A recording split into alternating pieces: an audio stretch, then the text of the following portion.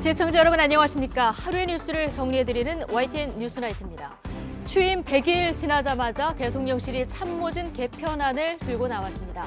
정책과 홍보 강화가 핵심인데 핀셋 조정인지 전면 인적 쇄신의 신호탄인지 발표는 일요일에 있을 예정입니다. 자, 국민의힘 비대위 혼란 속에 일단 가동에 들어갔는데 윤핵관과 이준석 전 대표 갈등에 이어서 이번에는 청년들이 또 갈라지고 있습니다. 민주당 경선 소식까지 더해서 나이트 포커스에서 다뤄보겠습니다. 자, 목요일 뉴스나이트 헤드라인 먼저 정진영 앵커가 전해드립니다.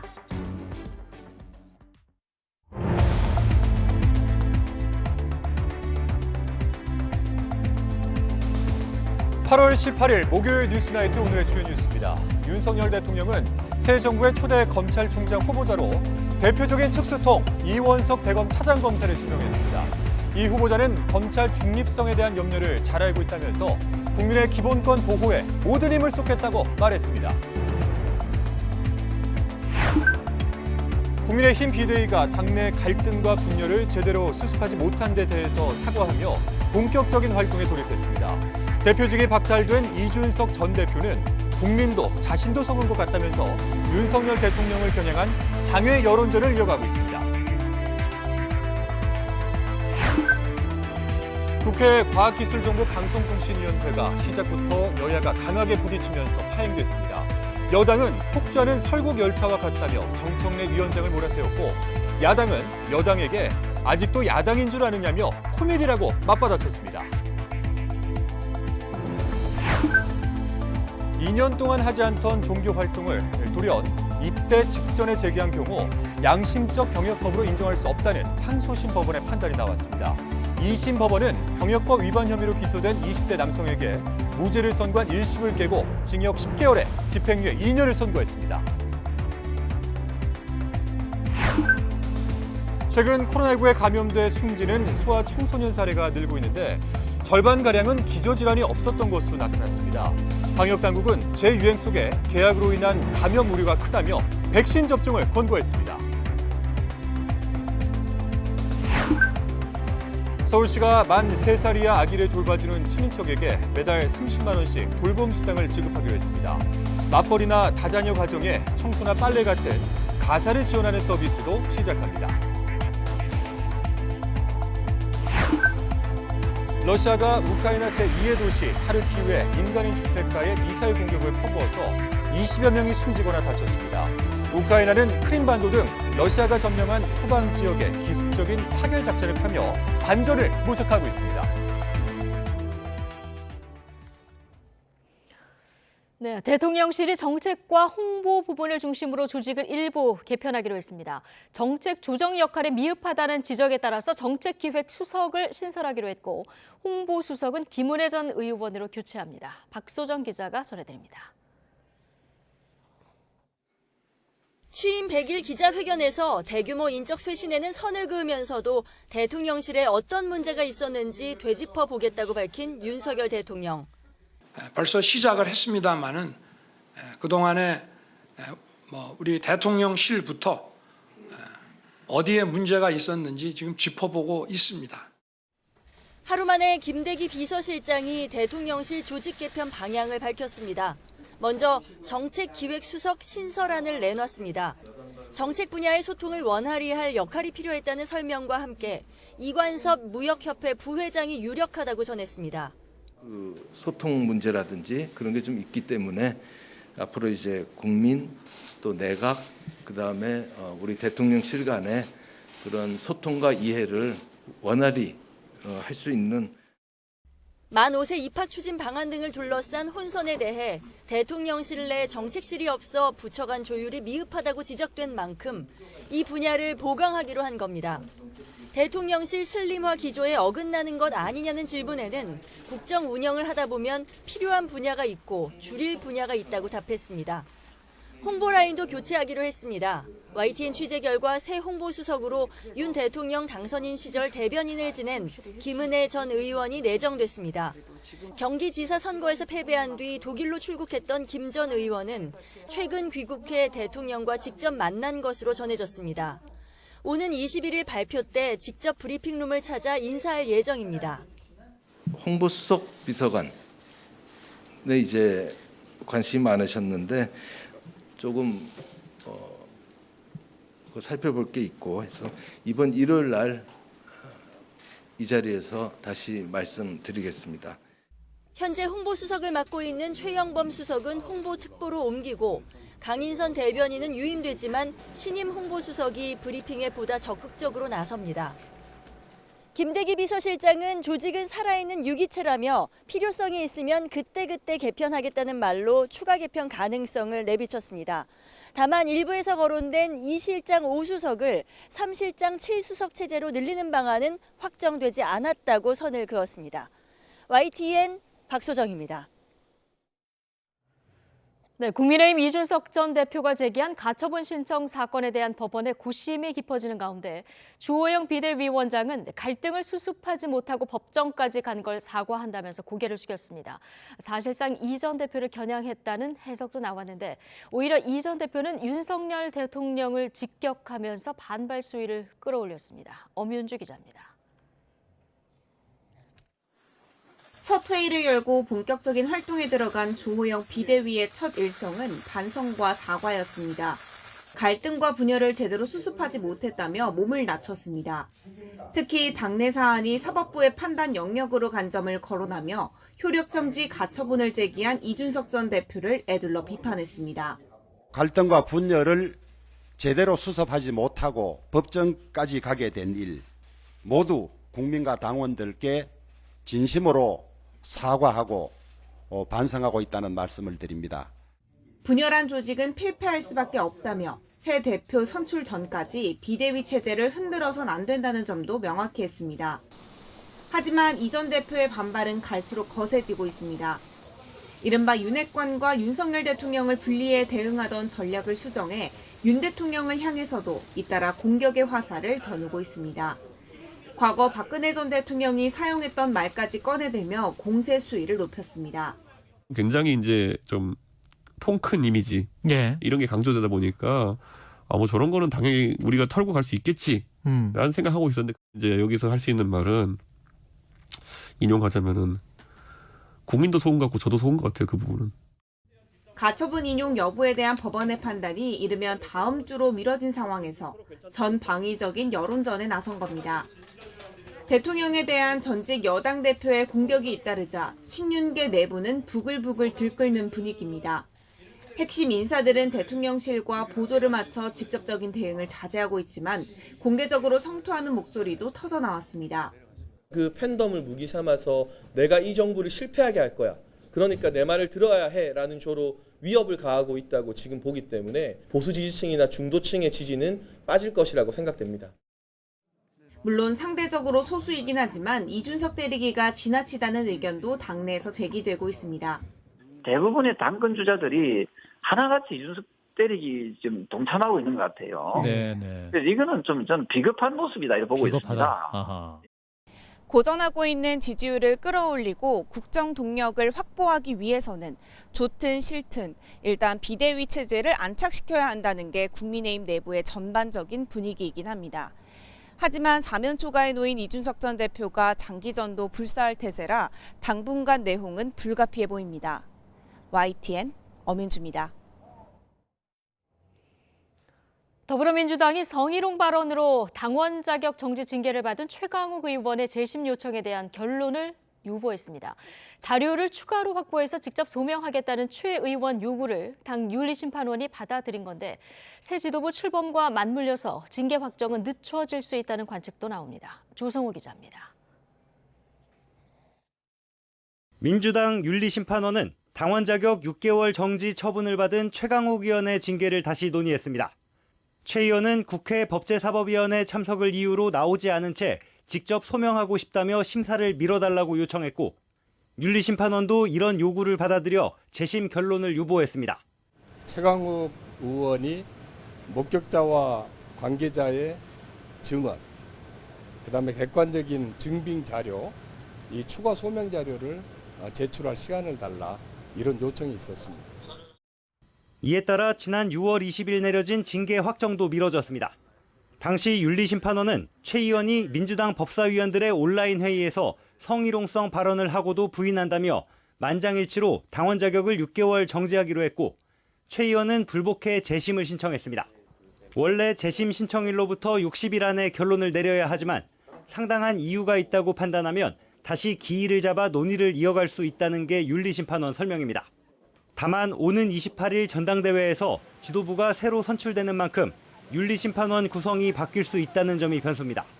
당대표가 새로 이제 선출이 되면은 윤리심판원 구성이 어떻게 될지 그건 또 좀 지켜봐야죠. 뭐라고 지금 여기서 말씀드릴 수는 없을 것 같네요. 최 의원 징계가 부당하다는 당내 청원에 강성 지지층을 중심으로 2만 명 넘는 당원이 동참한 상황에서 최 의원 소명에 따라 윤리심판원 판단이 달라질 가능성도 거론됩니다. 여기에 새 지도부 출범, 8월 국회, 정기국회 일정과 맞물리면서 재심 결론은 더 늦춰질 수 있다는 관측도 나옵니다. YTN 조성호입니다. 오랫동안 비어있던 새 정부 첫 검찰총장 후보 자리에 윤석열 대통령은 이원석 대검찰청 차장검사를 지명했습니다. 또한 한 차례 낙마했었던 공정거래위원장 후보자로는 한기정 서울대 교수를 내정했습니다. 박서경 기자입니다.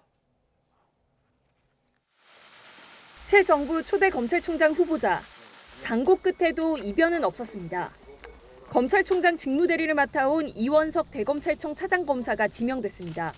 대표적인 친윤 검사이자 특수통으로 분류되는 이 후보자는 서울중앙지검 특수1부장, 대검 기획조정부장, 제주지검장 등을 지냈습니다.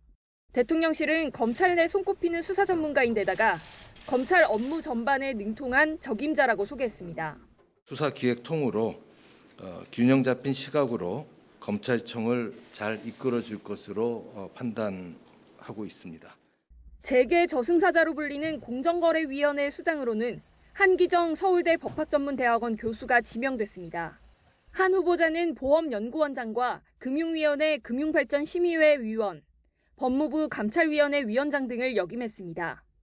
특히 시장주의 경제원칙을 존중하는 법학자라는 게 대통령실 설명입니다. 행정 분야 전문성까지 겸비하신 분입니다. 그래서 앞으로 윤석열 정부의 공정거래위원회를 잘 이끌어 주실 적임자로 판단하고 있습니다.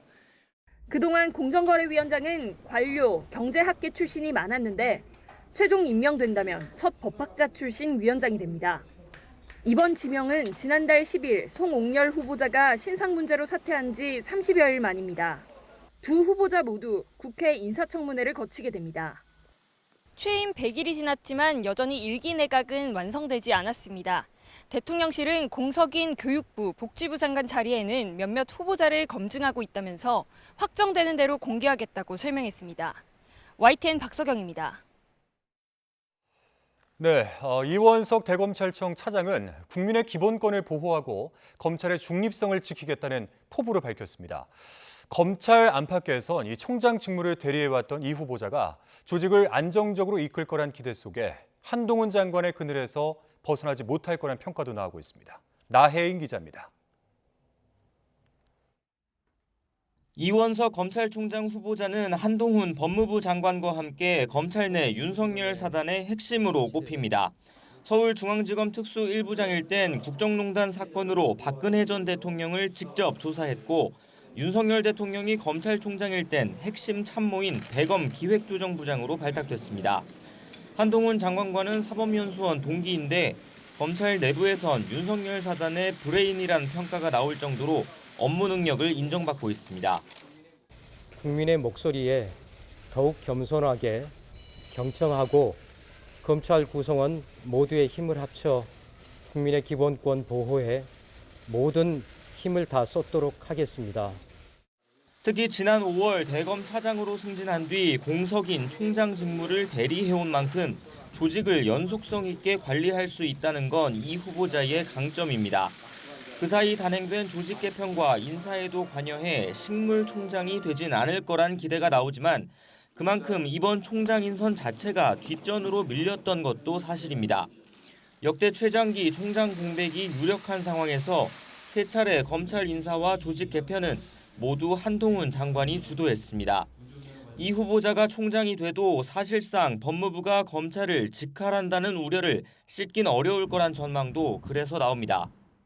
검찰 구성원 누구나 검찰의 중립이라고 하는 가치가 가장 소중하다고 생각하고 있고 밖에서 염려하시는 것을 저희들이 충분히 잘 알고 있습니다. 이 가치를 소중하게 지키도록 노력하겠습니다. 사법연수원 27기인 이 후보자의 낮은 기수를 고려하면 또 한 번 고위 간부들의 사표가 잇따를 수 있다는 관측도 나옵니다. 현재 전국 고검장 6명 전원은 물론 지검장 중에도 이 후보자보다 선배 기수가 여럿 있습니다. 여기에 다음 달 시행될 검찰 수사권 축소법에 대한 현장 대응과 전 정부 사정 국면까지 모두 이 후보자가 책임지고 매듭져야 할 과제입니다. YTN 나힌입니다. 여야가 8월 임시국회에 돌입했습니다. 자, 그런데 과학기술정보방송통신위원회가 본격적인 활동을 시작하기도 전에 기싸움을 벌이며 파행됐습니다. 여권의 사퇴 압박을 받아왔던 이석현 민주평화통일자문회의 수석 부의장이 사의를 밝혔고 전현희 국민권익위원장을 겨냥한 감사에 대한 야당의 반발도 거세지고 있습니다. 박기환 기자입니다. 의사일정과 소위 구성을 두고 기싸움을 벌이던 여야 과방위원들은 27일 만에야 한자리에 모였습니다. 국민의힘은 회의가 시작하자마자 민주당 소속 정청래 위원장에 대해 공세를 퍼부었습니다. 169석의 거대 야당 민주당이 자기를 마음대로 운행하는 열차, 폭주하는 설국 열차일 뿐입니다. 민주당스러운 정말 꼼수 소통, 수박 소통입니다. 겉과 속이 너무 다르신 거 아닙니까? 민주당 의원들은 여당의 일방적인 회의 불참을 질타하며 아직도 야당인 줄 아느냐고 맞받아쳤습니다. 국민의힘께서 아직까지도 본인들이 야당이라고 착각하시는 거 아닌가 하는 첫 단추를 낀 거는 잘못 낀 거는 사실 국민의힘당에서 간사가 없을 때 안 나오셨습니다. 간사 선임 안건 표결을 놓고 입씨름이 이어지면서 회의가 잠시 멈췄고 의사 진행을 방해할 시 국회 선진화법에 의해서 고발 조치될 수 있음을 알려드립니다. 고발하는 좋은데 정의 안 하겠어요. 제 몸에 손대지 마세요. 다시 시작된 회의에서 정 위원장이 표결을 강행하자 국민의힘 의원들은 모두 퇴장했고 민주당 단독으로 소위 구성과 업무 보고를 마쳤습니다. 헌정사상 참 보기 어려운 참 코미디 같은 일이 아닌가. 무단 결석, 무단 가출을 하신 국민의힘 의원들의 조숙한 귀가 조치를 촉구합니다. 여권으로부터 사퇴 압박을 받고 있는 한상혁 방송통신위원장도 업무 보고를 위해 과방위에 출석했습니다. 반면 외교통일위원회에서는 여권의 압박을 받았던 이석현 민주평화통일자문회의 수석 부의장이 임기를 1년 넘게 남기고 사의를 표명한 것으로 확인됐습니다. 같은 입장인 전현희 국민권익위원장도 자신을 향한 감사원 감사로 거취 압박을 느낀다며 호소했고 대통령이 이하 권력 실세들의 총동원해서 지금 사퇴 압박을 하고 있는 상황이라 괜히 감당하기에는 너무 두렵고 고통스러운 그런 시간들인 것 같습니다. 민주당 의원들은 대통령실과 권익위 고위 관계자, 감사원이 얽힌 표적 감사라며 특검 등 강경 대응에 나서겠다고 밝혔습니다. 대통령실 권익위, 감사원의 관련자들의 불법 행위에 대해서는 공수처 고발, 특검 수사 등 가장 강력한 조치로 대응해 나갈 것이다. 공수가 바뀐 여야의 첫 결산 심사에서는 치열한 신경전과 함께 전 정부 인사를 둘러싼 공방이 계속됐습니다. YTN 박견입니다. 국회 행정안전위원회 업무보고에서 김순호 행정안전부 초대 경찰국장의 밀정 의혹을 두고 여야의 설전이 이어졌습니다. 논란의 중심에 선 김 국장은 이적 단체에서 탈퇴를 했을 뿐 동료들을 밀고 한 적은 없다, 이렇게 강하게 부인을 했는데요. 이에 대해서 대학생들과 시민단체는 김 국장이 거짓 해명을 한다며 사퇴를 촉구하고 나섰습니다. 김혜린 기자입니다. 국회 행정안전위원회에서 진행된 행정안전부와 경찰청의 첫 업무보고. 김순호 행안부 초대경찰국장이 30여 년 전 함께 노동운동을 한 동료들을 밀고 한 대가로 경찰에 특채됐단 이른바 밀정 논란이 핵심 쟁점으로 떠올랐습니다. 야당은 김 국장이 독재 정권의 앞잡이 노릇을 했다며 진실을 밝히라고 몰아붙였고, 독재 정권의 앞잡이 노릇을 했다, 앞잡이가 됐다. 그렇게 해서 많은 민주 인사들을 투옥하고 고문하고, 지금 김순호 국장은 그러한 과거를 상기시키기에 충분한 인물이에요. 우리 김순호 국장은 자꾸만 인노예를 주사파로 몰고 가는 건 왜 그래요? 이적 단체에 대해서는 2020년도에 무죄가 됐잖아요.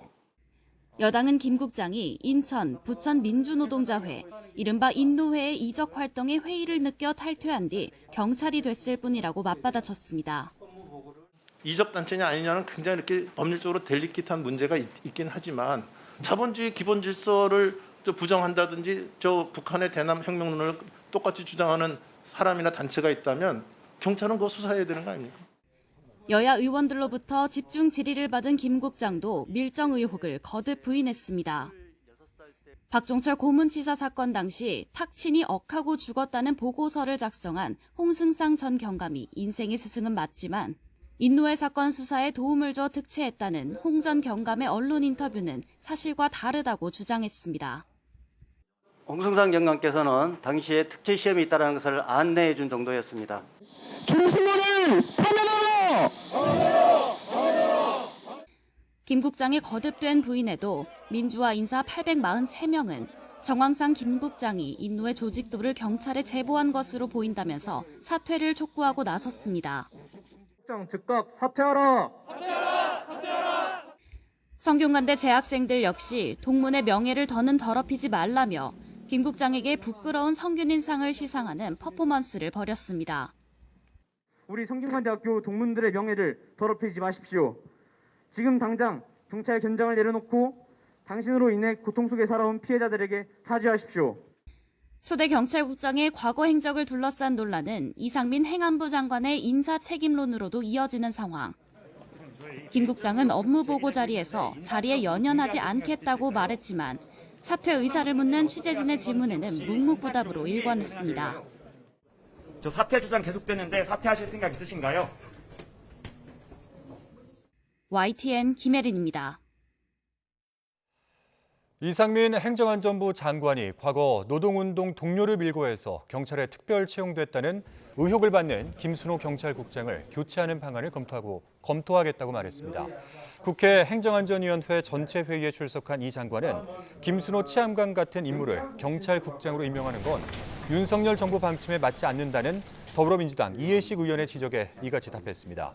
다만 김 국장이 이른바 밀정 의혹으로 업무 수행이 힘든 것 아니냐는 질문에 대해선 30년 전에 확인되지 않은 사실로 판단하는 건 성급하다고 말했습니다. 그러면서 자신은 김 국장의 과거 의혹 규명에 대한 권한이 없으며 지금 받는 의문이 합리적인지 살펴볼 여지가 있다고 덧붙였습니다. 국회 법제사법위원회 전체 회의에서 국민의힘은 이른바 검수완박법 통과의 부당성에 대한 이 판단을 헌법재판소가 서두르지 않는다고 질타했고, 더불어민주당은 법무부가 시행령 개정 꼼수로 검찰 수사 권한을 확대하려 한다고 비판했습니다. 직접 들어보시죠.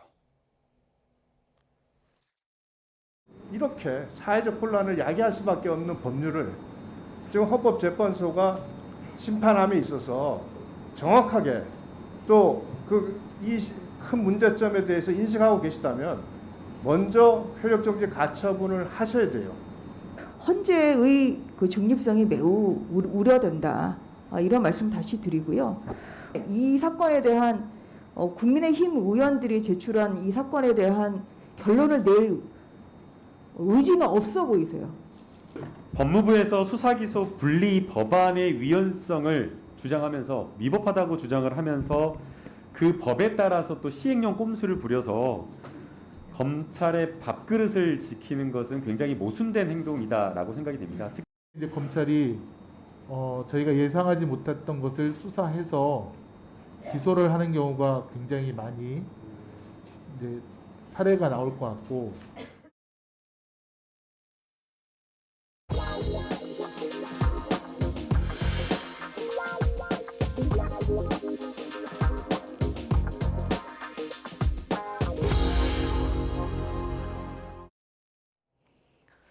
네, 상장사들이 금리 인상과 물가 상승에 따른 경기 둔화 전망에도 안정적 성과를 내면서 올해 상반기 역대 최대 매출과 영업이익을 기록했습니다. 하지만 하반기에는 경기 둔화가 예상되면서 기업이익도 감소할 것으로 보입니다. 보도에 박병환 기자입니다. 3년째 접어든 코로나19 사태와 우크라이나 전쟁, 미중 갈등에 따른 공급망 차질 등 여러 어려움에도 상반기 기업들의 실적은 양호한 것으로 나타났습니다. 12월 결산 상장기업 603개사의 상반기 연결 기준 매출액은 1,361조 8,708억 원으로 지난해 동기 대비 25% 정도 늘었습니다. 영업이익은 16.68%, 순이익은 0.67%가 각각 증가했습니다. 매출과 영업이익, 순이익 모두 상반기 기준 역대 최대 규모입니다. 코스닥에 상장된 12월 결산법인 1,063개사의 상반기 연결 기준 매출액은 131조 865억 원으로 22.30% 증가했습니다. 영업이익은 16.74%, 순이익은 5.55% 늘었습니다. 코스피 시장에서 연결 결산 실적 기준 17개 업종 중 운수창고업이 178.29%, 운수장비업이 85.65% 영업이익 증가를 기록했지만 전기가스업과 건설업은 감소했습니다. 반면 금융업은 부진해 금융업 43개사의 연결 기준 영업이익과 순이익은 각각 8.58%, 7.47% 줄었습니다. 하지만 하반기에는 인플레이션과 금리 인상 영향으로 이익 감소가 예상됩니다. 당장 다음 달 미국 연준의 금리 인상 폭을 놓고 논란이 일고 있고 오는 25일 한국은행 금통위의 기준금리 결정도 관심을 끌고 있습니다. 9월 22일 날 FOMC가 있는데 그때 현재 시장에서 바라보는 거는 70% 정도 확률로는 0.5% 인상을 보고 있고요. 30% 확률로 0.75를 보고 있습니다. 미국에서 0.5를 간다라고 하면은 현재로서는 우리나라도 0.25로 가는 게 좀 맞지 않겠는가 현재는 그렇게 얘기가 나오고 있습니다. 최근 국제 원유 가격이 진정되는 등 긍정적 요인도 있지만 우크라이나 사태와 미중 갈등에 따른 반도체 압박, 금리 인상 등 기업들의 생존을 위한 고심은 깊어지고 있습니다. YTN 박병환입니다. 네, 올해 2분기 가계소득이 늘어나면서 소비 지출도 10여 년 만에 가장 큰 폭으로 증가했습니다. 하지만 물가가 올라서 나가는 돈만 늘었을 뿐 실질적인 소비 지출은 제자리 걸음이었습니다. 윤혜리 기자입니다. 대형마트의 농산물 할인 판매대입니다. 조금이라도 저렴한 물건을 사려는 소비자들의 발걸음이 끊이질 않습니다. 물가도 많이 오르고 그래서 지금 먹을 게 없잖아요. 30-40% 오른 것 같아요. 부담되지요. 올해 무와 배추, 감자 등 채소값이 크게 오르면서 추석 성수품 평균 가격은 지난해보다 7.1% 상승했습니다. 추석을 앞두고 장바구니 부담이 커지자 정부는 역대 최대 물량의 농축수산물 할인 쿠폰을 발급하는 등 고육지책을 내놨지만 소비자들이 체감하긴 쉽지 않습니다. 별로 체감은 없을 것 같아요. 너무 물가 많이 오르고 야채 특히 이런 거 많이 올랐기 때문에 할인하면 조금은 도움이 되지만 그렇게 가게에 큰 고물가가 이어지면서 소비자들 지갑은 굳게 닫혔습니다. 소득과 지출이 함께 늘었는데 실질적으로 상품과 서비스를 얼마나 구매하는지 알 수 있는 평균 소비 성향은 오히려 줄었습니다. 올해 2분기 가구당 월 평균 소비 지출은 지난해보다 5.8% 오른 261만 9천 원으로 12년 만에 가장 높았습니다. 반면 소비 성향은 5.2%포인트 하락해 역대 최저 수준을 기록했습니다. 가구당 월 평균 소득은 483만 1천 원으로 지난해보다 12.7% 늘었지만 물가 상승분을 제외한 실질적인 소비 지출 증가율은 0.4%에 그쳤습니다. 물가가 올라서 나가는 돈만 늘어났을 뿐 소비는 제자리 걸음인 셈입니다. 가구의 근로소득, 사업소득 및 이전소득이 모두 증가하면서 명목소득, 실질소득 모두 1인 가구가 포함된 2006년 이후 전분기 통틀어 가장 큰 증가율을 기록하였습니다. 정부는 전반적인 소득 증가에도 불구하고 고물가의 현재 경제 상황을 엄중하게 인식하고 물가 안정을 위한 노력을 이어가겠다고 밝혔습니다. YTN 윤혜리입니다. 서울 아파트값이 3년 6개월여 만에 25개 구에서 모두 하락했습니다. 한국부동산원은 이번 주 서울 아파트값이 0.09% 떨어져 지난주보다 0.08%보다 낙폭이 더 커졌다면서 이같이 밝혔습니다. 특히 서초구가 6개월 만에 하락으로 전환했는데 주간 단위로 서울 전역 아파트값이 하락한 건 지난 2019년 2월 첫째 주 이후 184주 만입니다. 전국 아파트값은 이번 주 0.09% 떨어져 지난주 0.07%보다 하락폭이 확대됐습니다. 전셋값도 전국에서 0.07% 하락하며 지난주 0.06%보다 낙폭이 커졌습니다. 층간소음이 강력범죄로 이어지는 일이 잦아지면서 정부가 대책을 내놨습니다. 지금까지는 새로 짓는 주택의 층간소음 저감 대책이 위주였지만 이번에는 기존 주택의 층간소음을 줄이는 방안도 제시했습니다. 최기성 기자입니다. 지난해 9월 전남 여수의 한 아파트에선 아랫집 주민이 윗집 주민을 살해한 일이 벌어졌습니다. 층간소음이 사건의 발단이었습니다. 층간소음은 좀 이게 좀 감을 쓸 줄 아마 그랬는가 봐. 아마 감정이 아마 격하돼가지고 그런 것 같아요. 층간소음이 갈등 수준을 넘어서 폭력이나 강력범죄로 번지며 사회적 문제로 떠오르자 국토교통부가 개선 대책을 발표했습니다. 그동안 신축 주택에 초점을 맞췄던 것과 달리 기존 주택에 적용할 방법들도 마련했습니다. 지어진 주택에는 300만 원 안팎의 소음 저감 매트 설치비를 빌려줍니다.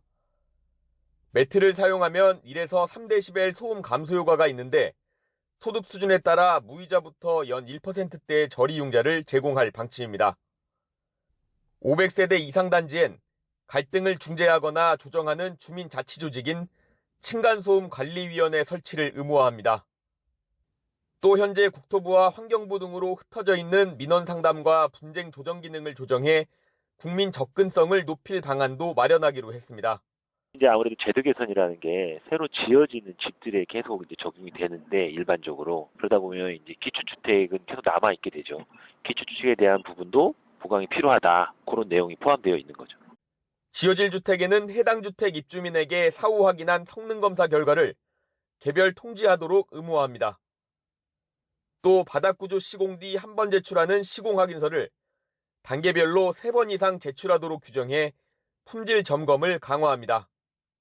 사후 확인 결과가 우수한 기업에는 분양보증 수수료를 최대 30% 깎아주는 등 보상을 줍니다. 바닥 두께를 기준보다 두껍게 보강하면 분양가 가산을 허용하고 높이 제한도 완화하는 방안을 추진합니다. 건설업계는 취지에는 동감한다면서도 부담스럽다는 반응입니다. 시공 후 현장에서 성능 확인을 한다는 것은 건설사 입장에서 상당한 부담이 될 것으로 예상이 됩니다.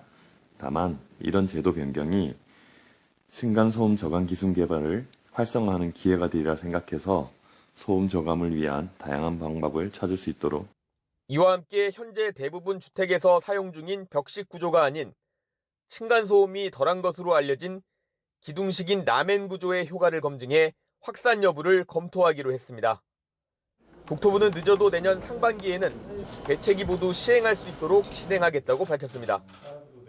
YTN 최기성입니다.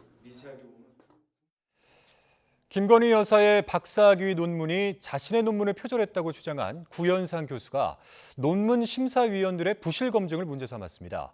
실제 심사에 참여한 교수는 YTN 취재진에게 논문 검증 절차에는 문제가 없었다며 표절은 검증 대상이 아니라는 다소 이해하기 어려운 주장을 내놨습니다. 이런 가운데 국민대 교수들은 재검증 여부를 묻는 총투표를 진행하고 있습니다. 김철희 기자입니다. 김건희 여사의 박사학위 논문이 자신의 논문을 짜집겠다고 주장한 숙명여대 구현상 교수. 구 교수는 YTN 취재진에게 재조사 결과 표절이 아니라는 국민대의 판단은 틀렸다고 거듭 강조했습니다. 갑자기 국민대가 일부 표절은 용인될 수 있다. 관행적으로 통상 용인이 된다. 학생들 앞에 가가지고 야 표절해도 괜찮아. 이렇게 제가 말할 수는 없었던 것이죠. 김건희 여사에게는 지금이라도 사과하고 학위 취소를 스스로 해야 한다고 요구했습니다. 계속 모른 척 한다는 것은 국민의 원망이 분노가 더 커지게 만드는 것이다. 학위에 대한 취소 요구 이런 것들이 담겼을 때 행동으로 이어졌을 때 진정한 사과가 된다.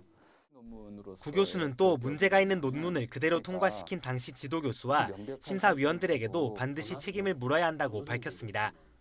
심사의 공정성이 크게 훼손된다고 한다면은 그 책임은 심사를 담당한 지도교수 그리고 5분의 논문 심사위원들에게 책임을 물어야 할 것입니다. 그렇다면 지난 2007년 논문을 직접 심사한 교수들의 입장은 무엇일까? 한 심사위원은 YTN과의 통화에서 당시 논문 검증 절차에 아무런 문제가 없었다고 강조했습니다. 표절 논란에 대해서는 표절 검증은 심사위원의 몫이 아니다라며 지도교수나 김건희 여사 본인이 확인했어야 할 일이라는 답변을 내놨습니다. 개인적으로 저 심사를 꼼꼼히 했고 표절 부분은 제가 확인할 수가 없잖아요. 뭐 지도교수나 본인이 하고 뭐 검증위원회가 따로 있어요. 발표하는 거 와서 현장에서 보고 질의응답하고도 했어요. 날인 위조 논란 등 그동안 제기된 문제에 대해서도 모두 부인했습니다. 제가 제 날인 맞고요. 근데 그 주제 부분은 제가 뭐 좋다 나쁘다 할 수 없는 거잖아요. 취재진은 지도교수에게도 여러 차례 연락을 시도했지만 답변을 들을 수 없었습니다. 이런 가운데 국민대 교수회는 논문 자체 검증위원회 구성 등을 묻는 전체 교수 대상 총투표에 들어갔습니다. 교수회는 투표가 끝나는 내일 오후 6시 이후 최대한 빨리 결과를 발표한다는 방침입니다. YTN 김철입니다. 조국 전 법무부 장관의 부인 정경심 전 동양대 교수에 대한 형 집행정지가 불어됐습니다. 서울중앙지방검찰청은 오늘 형 집행정지 심의위원회 심의 결과를 존중해서 정경심 전 교수에 대한 형 집행정지를 불어했다고 밝혔습니다. 검찰은 심의위가 정 전 교수의 형 집행정지 신청에 대해서 신청인 제출 자료와 현장 조사, 의료자문위원들의 의견 등을 종합 검토했지만 현 단계에서는 형 집행정지가 불가하다고 의결했다고 설명했습니다. 검찰 관계자는 정 전 교수 측에서 가장 중요한 사유로 허리 디스크 관련 진단서를 제출했는데 불구속이 필요할 정도는 아닌 것으로 판단했다면서 정치적인 고려도 일절 없었다고 말했습니다. 최근 수도권에서 집중호우로 침수 피해를 본 차량들이 서울대공원 주차장에 모여들고 있습니다. 보험사들이 임시로 빌려서 사용을 하는 건데 흙범벅이 된 채 유리창이 산산조각 나 있는 등 수해의 흔적들이 자동차에 고스란히 남아 있습니다. 박정현 기자입니다. 경기 과천시 서울대공원 주차장입니다. 최근 수도권에 내린 집중호우로 침수 피해를 입은 차량들이 이곳에 모여 있습니다. 보닛 위부터 차량 꼭대기까지 진흙더미와 나뭇가지로 뒤덮여 있습니다. 차량 내부는 더 심각한데요. 핸들과 기어, 시트까지 토사로 엉망이 돼 있습니다. 바닥에는 아직 흙탕물이 고여 있고 진흙도 채 마르지 않았습니다. 주로 지하 주차장에 대놓은 차들이 특히 피해가 컸습니다. 지난 9일부터 보험사의 침수 피해가 접수돼 이곳으로 들어온 차들은 모두 1,100여 대. 흙범벅이 된 침수차를 실은 견인차가 하루에도 몇 번씩 폐차장을 오갑니다. 오늘 5번째 왔고요. 여기 오늘 한 5대 이동할 예정이죠. 너무 황당하죠. 저기 흙이 너무 많으니까. 폭우로 갑자기 물이 차오른 탓에 물건 챙길 새도 없이 몸만 빠져나왔던 시민들의 발길도 이어집니다. 폐차시켜야 된다고 그래서 그냥 찾으러 왔어요. 전원이 안 켜져서 CD 하나 좋은 게 있는데 찾을 수 없다 하네요. 전국적으로 지난 8일부터 보험사에 접수된 침수 차량은 11,600여 대, 피해액은 1,600억 원이 넘습니다. 수입차들도 3,000대 넘게 잠겼습니다. 아직 지하 주차장에 방치된 침수차들이 남아있어 피해 규모는 더 늘어날 전망입니다. 이제 남아있는 차들 중에 일부 아파트 지하 주차장에 침수된 차량들을 지금 이동하고 있습니다. 다음 주 말까지 정도 진행해야 될 것 같습니다. 완전히 침수된 차는 국내 유통이 불가능해 반드시 폐차해야 하지만 피해 이력을 숨긴 일부 차량이 중고차 시장에 유입될 수 있다는 관측도 나옵니다. 전문가들은 보험개발원의 자동차 이력 정보 서비스를 조회해도 소비자가 침수 이력을 파악하는 건 어려운 만큼 중고차를 사기 전 꼼꼼한 확인이 필수라고 강조합니다. 자, 침수차를 확인하는 방법은 안전띠를 당긴다든지 또 에어컨 필터나 바닥의 매트, 트렁크 매트를 확인해서 흔적을 찾는 것이 중요합니다. 또 일부라도 침수됐던 차량은 운행 전 반드시 점검센터를 방문해 차량 상태를 확인하는 게 필요하다고 조언합니다. YTN 박정현입니다. 삼성전자는 최근 잇따라 발생한 드럼 세탁기의 유리문 깨짐 사고와 관련해서 해당 모델에 대해 무상으로 도어 교환 서비스를 진행한다고 밝혔습니다. 삼성전자는 홈페이지 안내문에서 최근 드럼 세탁기 일부 모델의 도어 강화 유리가 접착 불량 등으로 이탈하는 사례가 발생하고 있다고 공지했습니다. 그러면서 해당 모델을 구매한 고객을 대상으로 사전 점검을 하고 삼성전자 서비스를 통해 무상 도어 교환 서비스를 제공할 예정이라고 안내했습니다. 하이트진로가 본사를 점거 농성 중인 화물연대 조합원들을 경찰에 고소했습니다. 경찰은 고소장 내용을 검토한 뒤 업무 방해와 특수주거 침입, 퇴거 불응 혐의에 대해서 수사를 진행할 것으로 전해졌습니다. 화물연대 하이트진로 지부 조합원 30여 명은 지난 16일부터 서울 청담동 하이트진로 본사 로비와 옥상을 점거한 채 농성을 이어가고 있습니다. 조합원들은 운임 30% 인상 등을 요구하고 있지만 사측은 받아들이기 어렵다는 입장입니다. 1심에서 종교적 신념이 인정돼 병역 거부 무죄를 선고받았던 한 20대가 2심에선 이 판결이 뒤집혀 유죄를 선고받았습니다. 항소심 재판부는 2년 동안 하지 않던 종교 활동을 돌연 입대 직전에 재개했다며 진정한 양심적 병역 거부로 볼 수 없다고 판단했습니다. 홍민기 기자입니다.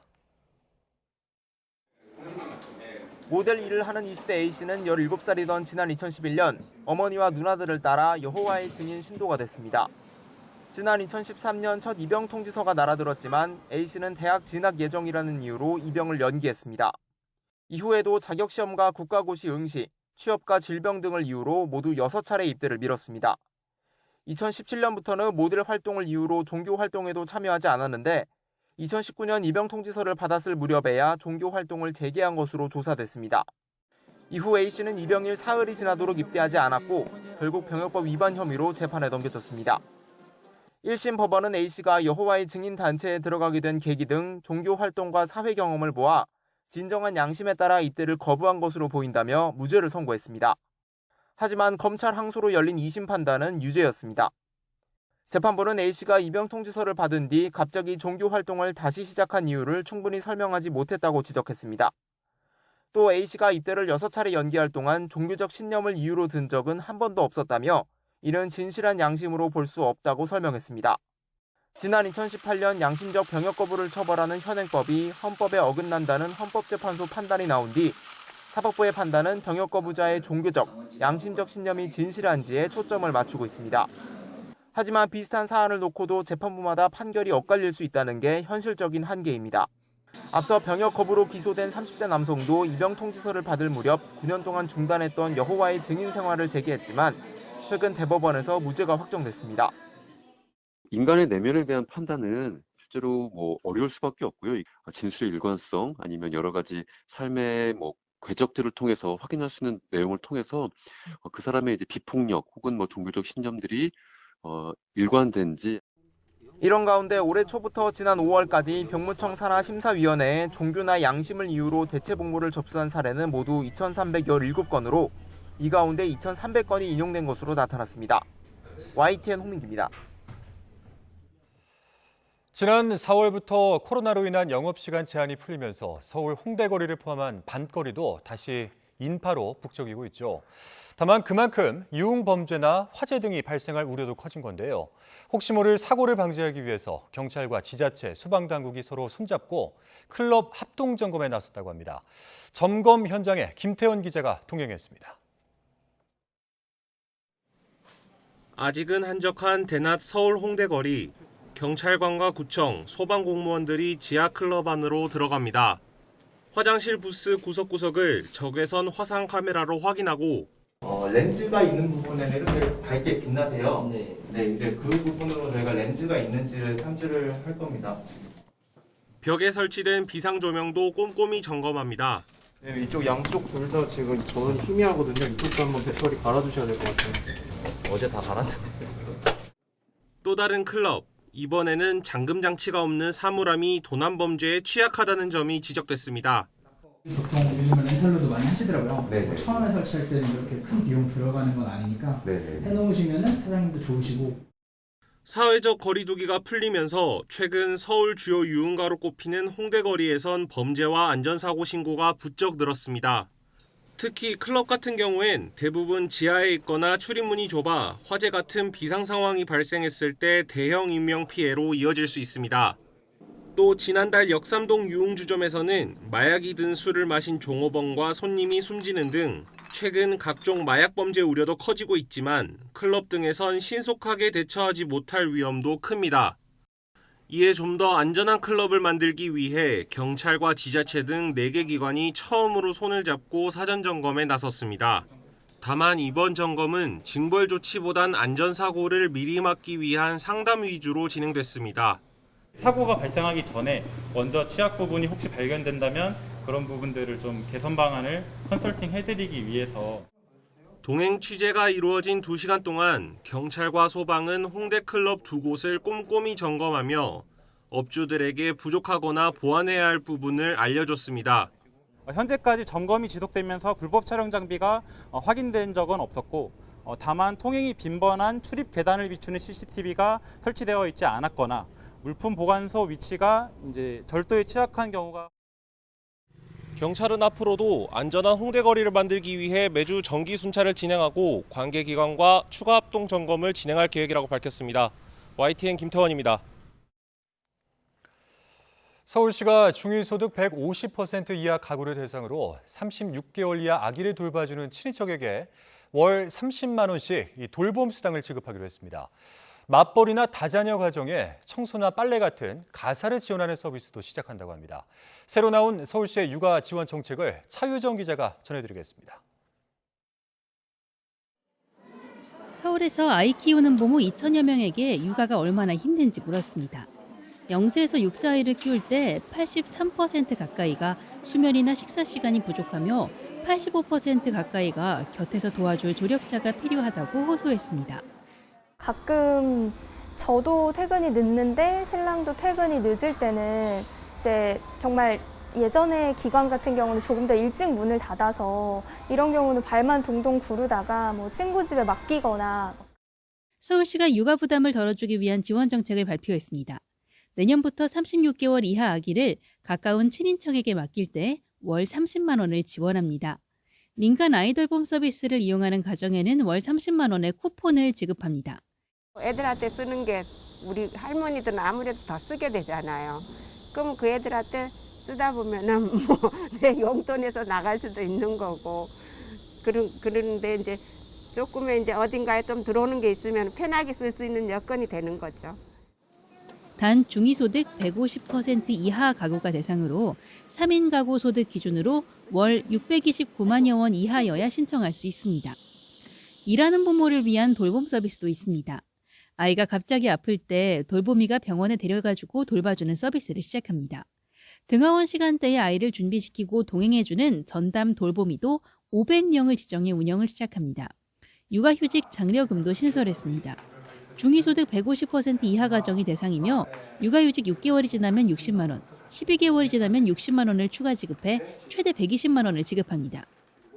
육아휴직이 일단 직장 분위기상 아직도 쉽지 않은 곳이 있는데 좀 더 장려하는 분위기를 만들어 나가도록 하겠습니다. 일단 6개월 경과 시에 60만 원, 12개월 경과 시에 60만 원 추가 지급하는 프로그램을 마련했습니다.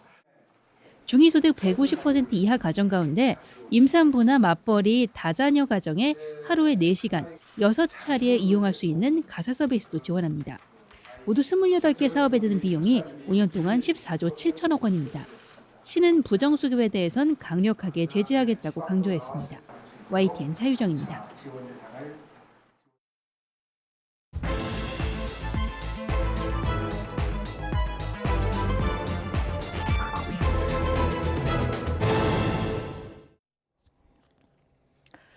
네, 오늘 윤석열 대통령이 검찰총장과 공정거래위원장 후보자를 각각 지명했습니다.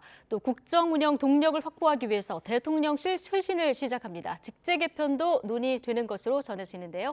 자, 나이트 포커스 오늘은 김병민 국민의힘 광진갑 당협위원장과 함께하겠습니다. 어서 오십시오. 네, 안녕하세요. 예, 오늘 원래 박성민 전 청와대 청년비서관과 함께하기로 했는데 개인적으로 급한 사정이 생기셔서 오늘 출연을 못하셨습니다. 오늘 주제가 대통령실에서 발표한 인사 내용하고 국민의힘 내용이 많기 때문에 김병민 위원장님과 내용들 다뤄보도록 하겠습니다. 자, 먼저 검찰총장 출신의 윤석열 대통령이 첫 검찰총장으로 누구를 임명할까, 누구를 지명할까 굉장히 관심이었는데 현 대검 차장이죠. 이원석 차장검사가 내정이 됐습니다. 예. 예. 검찰총장이 직무 대리 활동을 쭉 해왔고요. 아마 뭐 예상을 크게 벗어나지 않았다 이렇게 보시는 분들이 많은 것 같습니다. 그동안 검찰총장을 공석으로 두고 있었던 문제 제기를 꽤 해왔던 것 같은데 이렇게 되면 직무대리를 쭉 해왔기 때문에 사실상 검찰총장 역할을 했던 사람이 쭉 이어서 검찰총장을 하게 되는구나 볼 수 있을 것 그렇죠. 같고요. 한동훈 장관하고 검찰 인사도 같이 논의했다 이렇게 전해지고 있죠. 예. 충분하게 소통될 수 있는 인사인 것 같고 또 윤석열 대통령과도 인연이 있는 인사로 볼 수가 있죠. 예. 한동훈 장관과는 이제 연수원 동기이기도 하고요. 박근혜 전 대통령에 관련된 국정농단 수사를 했던 특수통 검사기도 합니다.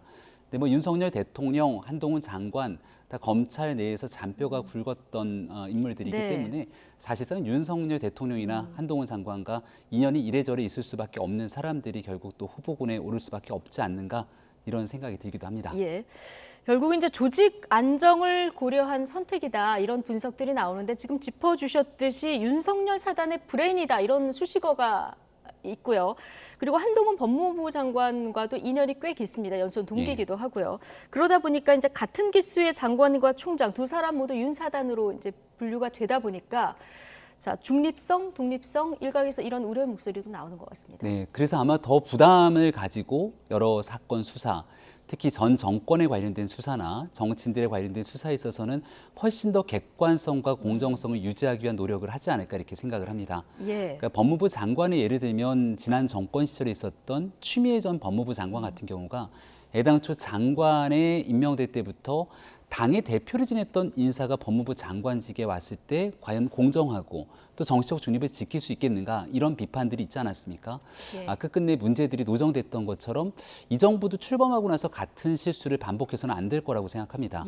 아마 이제 한동훈 장관이 워낙이나 윤석열 대통령과 또 가까운 친분 관계를 갖고 있기 때문에 여기에 뭔가 검찰의 수사 과정에서 정치적 중립이 위배된다 이렇게 느껴지는 순간 국민들께서 또 야당이 여기에 대한 강력한 문제제기를 할 거라 생각하고요. 최근 들어서 검경 수사권 조정 또 공수처 신설 등으로 검찰에 대한 견제, 균형을 할 수 있는 여러 기구들, 시스템도 마련이 된 만큼 앞으로 어떤 방식으로 검찰 조직을 운영할지를 좀 지켜보면 좋겠습니다. 국민 목소리를 더욱 겸손하게 경청하고 검찰의 중립성을 소중히 지킬 것이다. 오늘 이런 얘기도 했는데 자, 삼성 비자금 수사 그리고 국정농단 수사, 굵직한 수사들에 참여를 한 수사통, 특수통 이렇게 불리지 않습니까? 이제 9월이면은 검찰 수사권이 축소되는 법안이 이제 시행이 되는데 지금 그 전 정권 수사를 비롯해서 많은 수사들이 검찰에서 진행이 되고 있는데 이런 수사들 더 속도를 내게 될까요? 그러니까 앞서 설명드린 것처럼 정치적인 문제에 대한 수사보다는 특수통으로서 조금 전에 말씀하셨던 건 대기업에 관련된 수사, 또 살아있는 권력에 관한 수사들 아니겠습니까? 그러니까 이제 특수통 검사들이 가지고 있는 장점과 단점들이 있을 텐데 가장 긍정적인 장점들을 먼저 뽑아낸다면 그 권력에도 굴하지 않고 기계 있게 국민을 위해서 수사를 하게 된다는 특장점들이 있을 겁니다. 뭐 물론 여기에 포함되게 되는 단점들도 수반될 수 있겠습니다만은 지금 현재 윤석열 정부에 기대하고 있는 건 공정과 정의에 대한 구현이라고 하는 측면에서 바라봤을 때 이쪽 저쪽 어디에도 굴하지 않고 오직 국민 편에서 기득권과도 맞서 싸워서 정확하게 수사할 수 있는 국민 편에선 검찰의 모습들을 아마 기대하고 있는 국민들이 많지 않을까 싶습니다. 과거 이제 박근혜 전 대통령에 관한 또 수사를 담당했기 때문에 이 보수적인 인사들이 봤을 때는 썩 맞득지 않다 이렇게 보시는 분들도 있을 거라고 생각이 되는데요. 여러 균형점 있는 시각을 바탕으로 정치권의 특정 정치권에 이렇게 편향되지 않는 정치적 중립을 지켜가는 검찰총장의 모습을 기대해 보겠습니다. 네, 자 재계 저승사자로 불리는 공정거래 위원장도 오늘 다시 지명이 됐습니다. 한기정 서울대 법학전문대학원 교수인데요. 어떤 인물입니까? 네, 서울대 법학전문대학원 교수고요.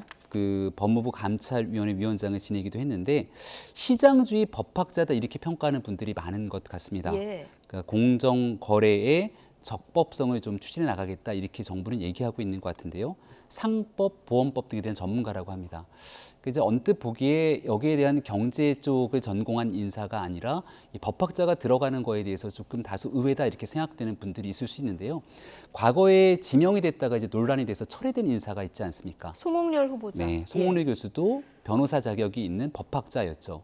같은 서울대 로스쿨 교수인 예. 거죠? 그러니까 예. 지금 들리는 얘기에 따르면 애당초부터 이렇게 이 경제 쪽에 해박한 법학자를 공정거래위원장에 찾고 있었던 게 아닌가라는 생각이 듭니다. 그러니까 이 공정거래에 대한 적법성, 투명성에 대한 얘기를 하게 됐는데 이 부분에 대해서 담합이라든지 문제가 되고 있는 내용들을 보다 엄격하게 집행하는 데에 훨씬 더 큰 방점을 두고 있었던 게 아닌가 생각이 예. 드는데요.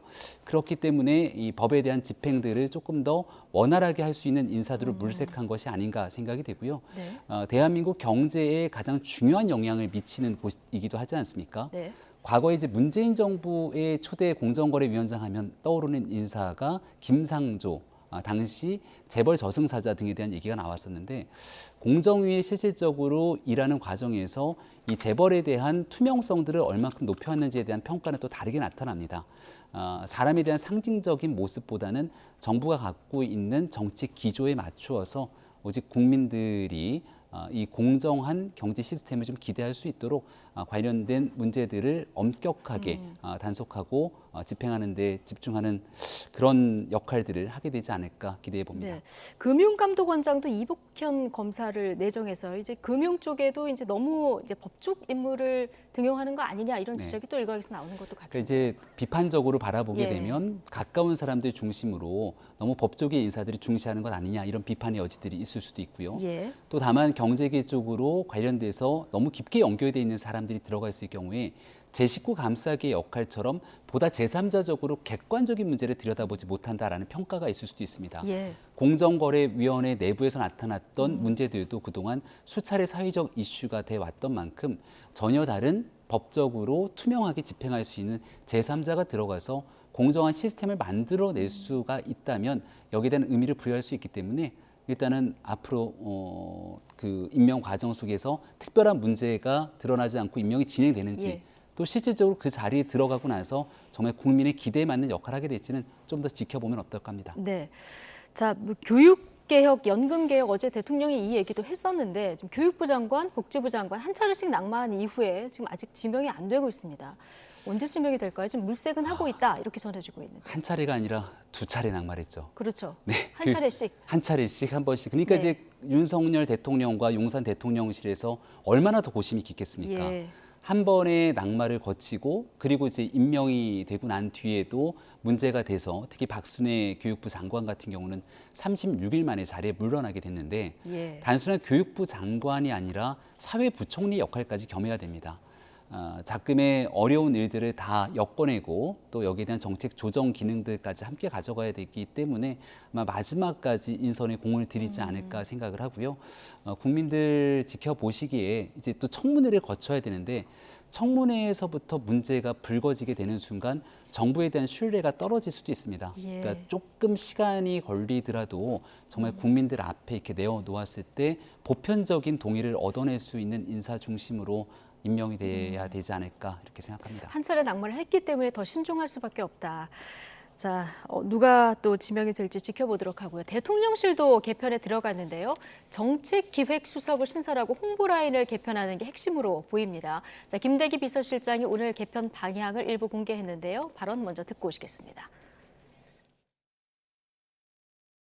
이걸로 끝날지 아니면 또 다른 언론에서는 3실장, 7수석 그런 이야기도 나오지만은 거기까지는 아직은 확정은 안 됐고 저희가 일단은 정책기획수석을 먼저 신설하는 방안으로 갑니다.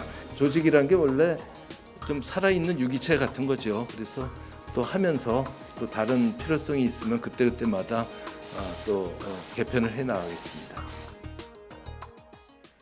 네, 어제 대통령께서 100일 기자회견에서 대통령실부터 어디에 문제가 있었는지 되짚어보고 있다 이렇게 얘기를 하고요. 하루 만에 김대기 비서실장이 오늘 개편안에 대해서 살짝 얘기를 했습니다. 일단 가장 눈에 띄는 게 정책기획수석 자리를 신설하겠다 얘기를 했는데 자, 이거 만 5세 입학 그 정책 혼선 이 부분이 좀 영향이 컸을까요? 저는 그렇게 생각합니다. 예. 워낙이나 타격이 컸고 또 이 정책이라는 것은 선거 과정에 있었던 대통령 후보 당시의 공약 그리고 그 공약 중에서도 인수위를 거치면서 국정과제로 연결이 돼서 국민의 공감대를 수렴할 수 있는 개혁과제로 넘어가줘야 되는데 초등학교 입학 연령 문제 같은 경우는 기존에 나오지도 않았던 이슈들이고 또 이게 국민적 공감대가 형성되지 않으면서 사실 이곳저곳에서 점검되지 않은 상태의 문제가 굉장히 불거졌거든요. 그러니까 마지막으로 게이트키퍼 역할을 하게 되는 그리고 중간의 정책들을 이곳저곳에 대한 조율 능력들을 확보할 수 있는 정책 기획 수석의 중요성 이게 아마 제일 필요하다 이렇게 생각했을 겁니다. 오늘 김대기 비서실장도 그 부분을 설명을 했어요. 네. 기존에 이제 정책 조정 기획관이 있는데 그러면 중첩되는 거 아니냐 이런 얘기들에 대한 궁금증도 있었을 텐데요.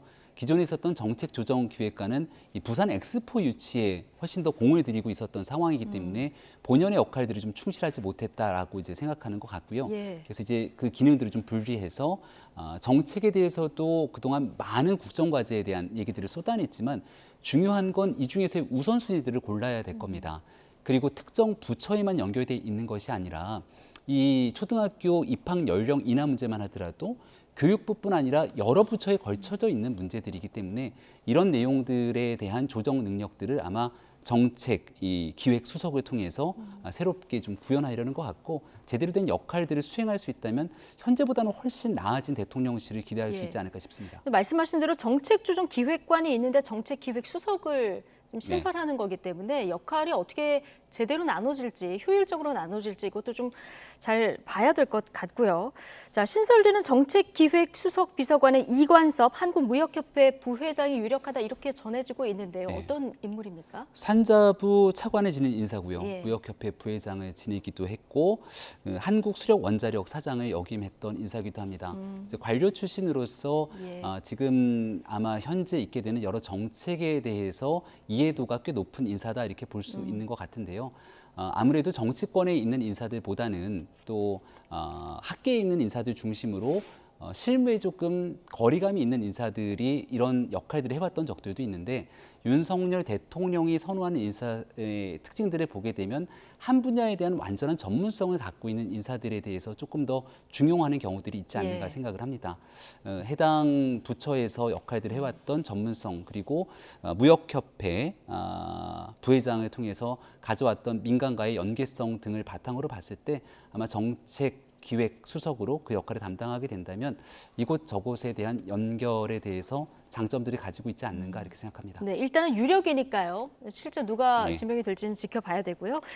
새 홍보수석으로는 김은혜 전 의원이 사실상 내정이 됐고요. 당분간 대변인도 겸임한다 이런 얘기를 나와서 홍보 라인에 대해서 좀 개편해야 된다 이 목소리가 강했는데 이제는 김은혜 전 의원 중심으로 이제 개편이 된다 이렇게 보면 될까요? 네, 그러니까 완벽하게 김은혜 의원에 대해서 오늘 김대기 실장의 얘기를 들어보니까 일요일에 발표를 하니 일요일을 좀 지켜봐 달라라고 얘기를 했지만 이미 거의 모든 언론에서는 유력 확정 이렇게 해서 언론 보도가 나가고 있고 이를 부인하고 있지는 않는 상태이기 때문에 김은혜 전 의원이 홍보수석을 맡는 것이 거의 확실시된다 이렇게 보는 게 맞는 것 같습니다. 홍보라고 하는 이제 홍보와 공보의 역할들이 같이 맞물려 있는데요. 그동안 대통령실에서 대통령의 생각과 국민에게 전달되고자 하는 메시지가 있을 텐데 이게 조금 유기적으로 매끄럽게 전달되지 못하면서 나타났던 사건, 사고들이 여러 건 있었던 것 같습니다. 그렇죠. 네, 지난 대통령 선거 때 저도 김은혜 전 의원과 같이 대변인도 하고 또 공보 단장으로도 김은혜 의원이 역할을 했을 때 함께 일을 했는데 누구보다 윤석열 대통령이 갖고 있는 생각을 명확하게 캐치해내고 그 신임이 굉장히 두터운 모양이죠. 지금 그런 얘기를 많이 하지 않습니까? 누군가는 대통령에게 밖에 있는 여론들을 명확하게 캐치를 해서 있는 그대로 대통령에게 쓴소리도 전달할 수 있어야 된다 얘기를 하는데요.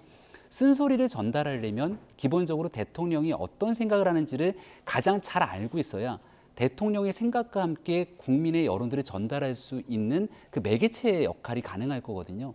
선거 때도 김은혜 의원이 그런 민심을 전달하는 역할들까지 잘 수행해 왔던 만큼 아마 홍보수석으로 자리매김하게 된다면 본인이 갖고 있는 전문성을 10분 활용할 수 있을 거다 생각을 하고 있습니다. 또 기자 출신이기도 하니까요. 여론을 가감없이 좀 전달하는 역할을 할 거다 이렇게 그 기대를 부분에서 하시는군요. 실력에 대해서는 대통령실 내에 있는 그리고 정치권에서 경험해 본 사람으로서는 단연 김은혜 전 의원이 갖고 있는 경험과 능력을 높게 평가할 거고요.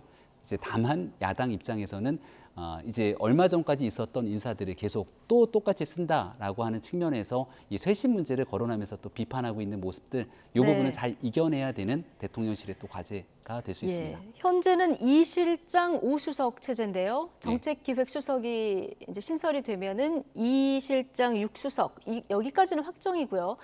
이제 오늘 얘기를 들어보면은 그때그때 개편하겠다 얘기해서 플러스 알파가 더 있을 것 같습니다. 그러면 대통령실 개편을 전면 이렇게 인적 쇄신으로 개편한다기보다는 그때그때 핀셋으로 이제 보강해 나가겠다 이런 구상이 더 강한 걸까요? 초창기 이제 야당을 비롯해서 많은 언론은 상징적인 의미에 따라 김대기 실장부터 비롯해서 전면 교체가 필요하다 이렇게 얘기를 했죠.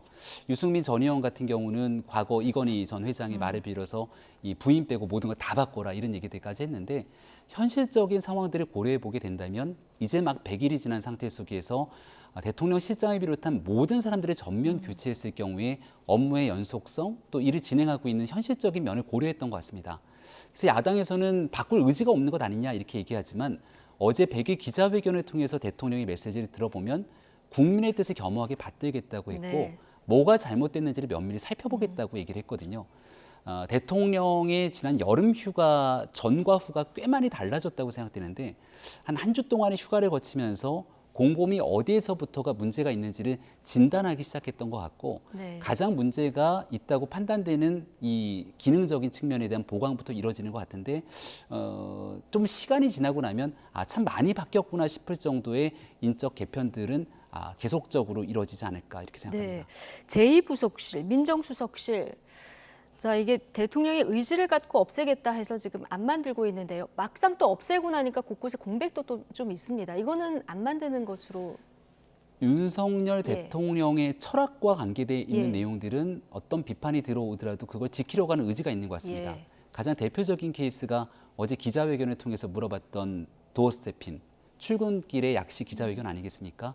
그래서 휴가하는 기간에도 많은 사람들이 와서 그거 하지 말아라 이렇게 얘기를 했다고 떨어진다. 하고 제가 윤석열 대통령 입장에서 생각해봐도 여러 유혹들이 생겼을지도 모르겠습니다.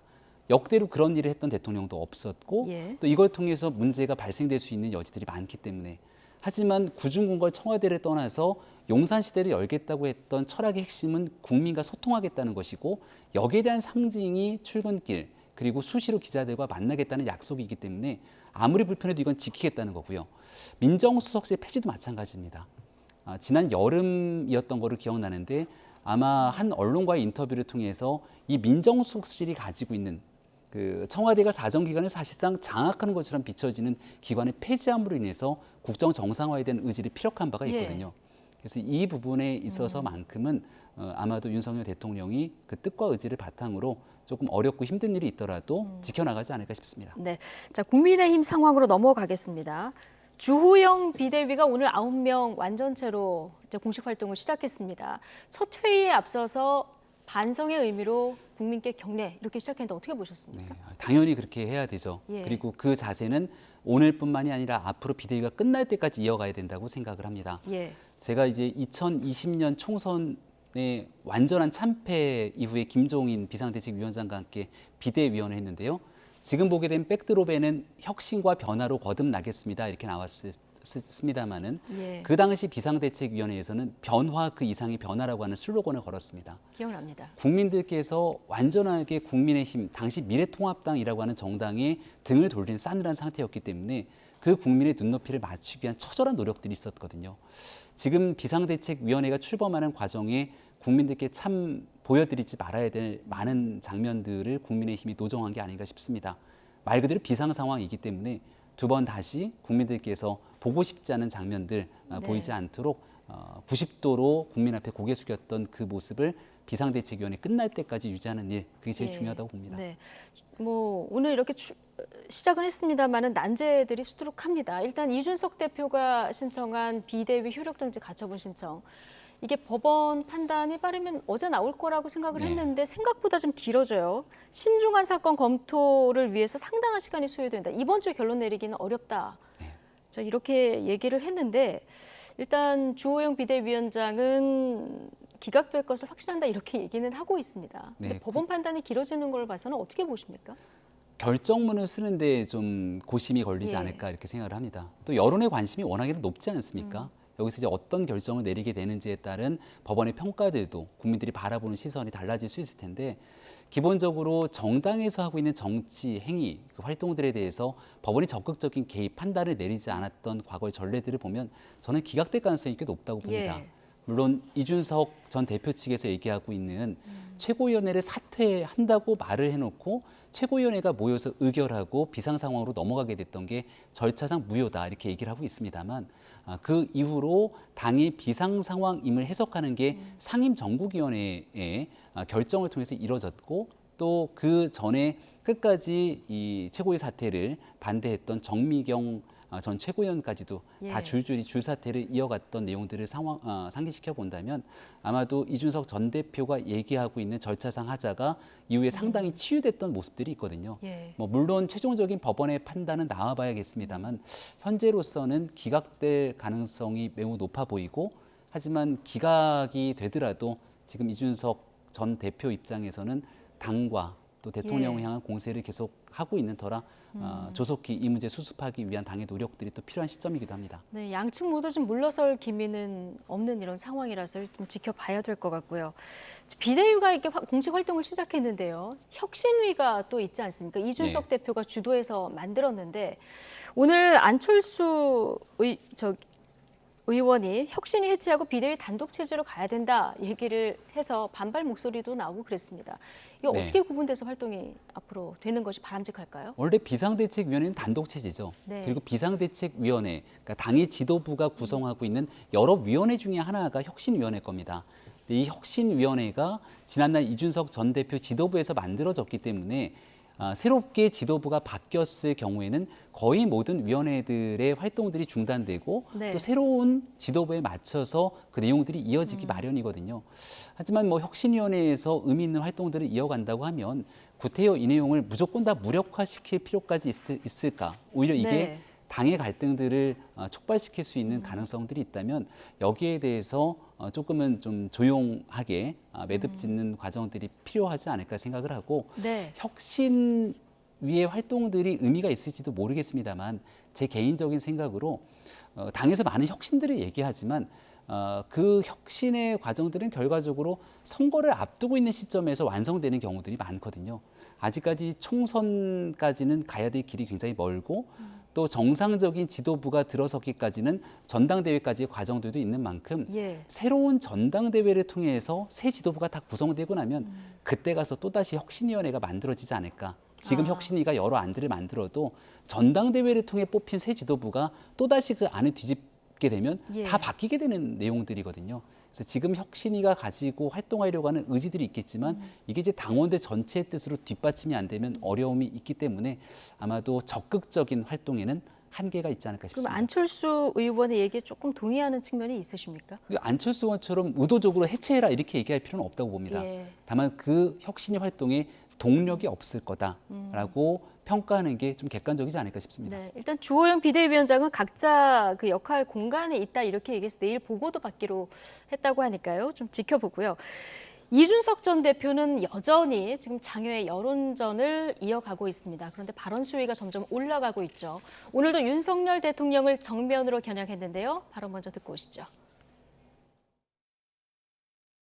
선거의 성과가 좋고 이렇게 하면은 선거 때 있었던 일들은 다 털고 가지 않겠느냐라는 인식을 갖고 있었고 왜냐 대통령께서 제가 인식하기로는 굉장히 이제 좀 통 큰 이미지 이런 게 강조되다 보니까 뭐 저런 거는 당연히 우리가 털고 갈 수 있겠지라는 생각하고 있었는데 그게 아니었던 것처럼 되니까 당황스러운 것이고 그래서 이제 여기서 할 수 있는 말은 인용하자면은 국민도 속은 것 같고 저도 속은 것 같아요 그 부분은. 지금 대통령의 통 큰 이미지에 다 털고 갈 수 있겠지 이렇게 생각했는데 국민도 속은 것 같고 나도 속은 것 같다. 이준석 전 대표가 요즘에 인용하는 발언들 꽤 많이 쓰는데 이 또한 지금 굉장히 낯익은 발언입니다. 잠시 2008년 3월로 돌아가 보시죠. 약속과 신뢰가 지켜지기를 바랬습니다. 그러나 결국 저는 속았습니다. 국민도 속았습니다. 2008년 3월이면은 이명박 정부 시절이고요. 박근혜 전 대통령이 18대 총선 당시에 친박 인사들이 이제 공천에서 대거 탈락할 때 그때 한 얘기가 국민도 속고 나도 속았다. 자, 오늘 이준석 전 대표가 이 발언을 꺼내 들었습니다. 네, 윤석열 대통령에서 직격한 거죠. 지난주에 있었던 기자회견부터 시작돼서 거듭 윤석열 대통령과 대립각을 세우고 전체적인 구도를 좀 형성하려고 하는 일들이 아닌가 싶은데 그래도 당의 대표를 지냈던 인사고 또 집권당을 이끌었던 지도자이기 때문에 지금 출범한 지 100일이 이제 갓된 대통령을 흔들어서 본인에게 정치적 이득이 될 게 얼마나 있을까에 대한 고민들이 좀 필요하다고 생각합니다. 더구나 이제 정치는 상징에 대해서 또 그 프레임에 대해서 굉장히 깊은 고민이 필요한데요. 이준석 전 대표 하면 제일 먼저 떠오르는 게 박근혜 퀴즈 아니겠습니까? 그러니까 2012년도에 이준석 전 대표를 비상대책위원으로 발탁하고 비상대책위원으로서 누구보다 열심히 박근혜 전 대통령 당선에 기여했지만 박 전 대통령의 탄핵 과정을 거치면서 아주 날선 대립각을 세웠기 때문에 지금도 당내에서 이 전 대표를 바라보고 있는 인식이 사뭇 다릅니다. 근데 그런 박근혜 전 대통령의 발언들을 소환하는 모습들이 이준석 전 대표에게 얼마나 도움이 될까 이런 생각이 드는 거고요. 얼마 전에는 양두구육이라는 발언을 꺼내면서 지난 대통령 선거 과정에서 윤석열 대통령을 홍보했던 본인 스스로를 비판하는 모습들을 가졌습니다. 그리고 나서 이제 국민도 속고 나도 속았다는 얘기를 하게 되니까 박 전 대통령을 만들었던 이준석 전 비대위원, 윤석열 대통령을 만들었던 이준석 전 대표, 그때그때 상황에 따라서 바뀌게 되는 모습들이 계속 연상되면 이게 이준석 전 대표에게 도움이 되지 않는다 판단되기 때문에 당분간은 좀 이런 자극적인 언어들을 아끼는 것이 당 전체적으로 문제를 해결하는 데 보탬이 될 거라는 생각을 갖고 있습니다. 예, 뭐 이렇게 조언을 주셨지만 오늘 녹슨 수도꼭지 이런 비유까지 이제 들고 나왔는데요.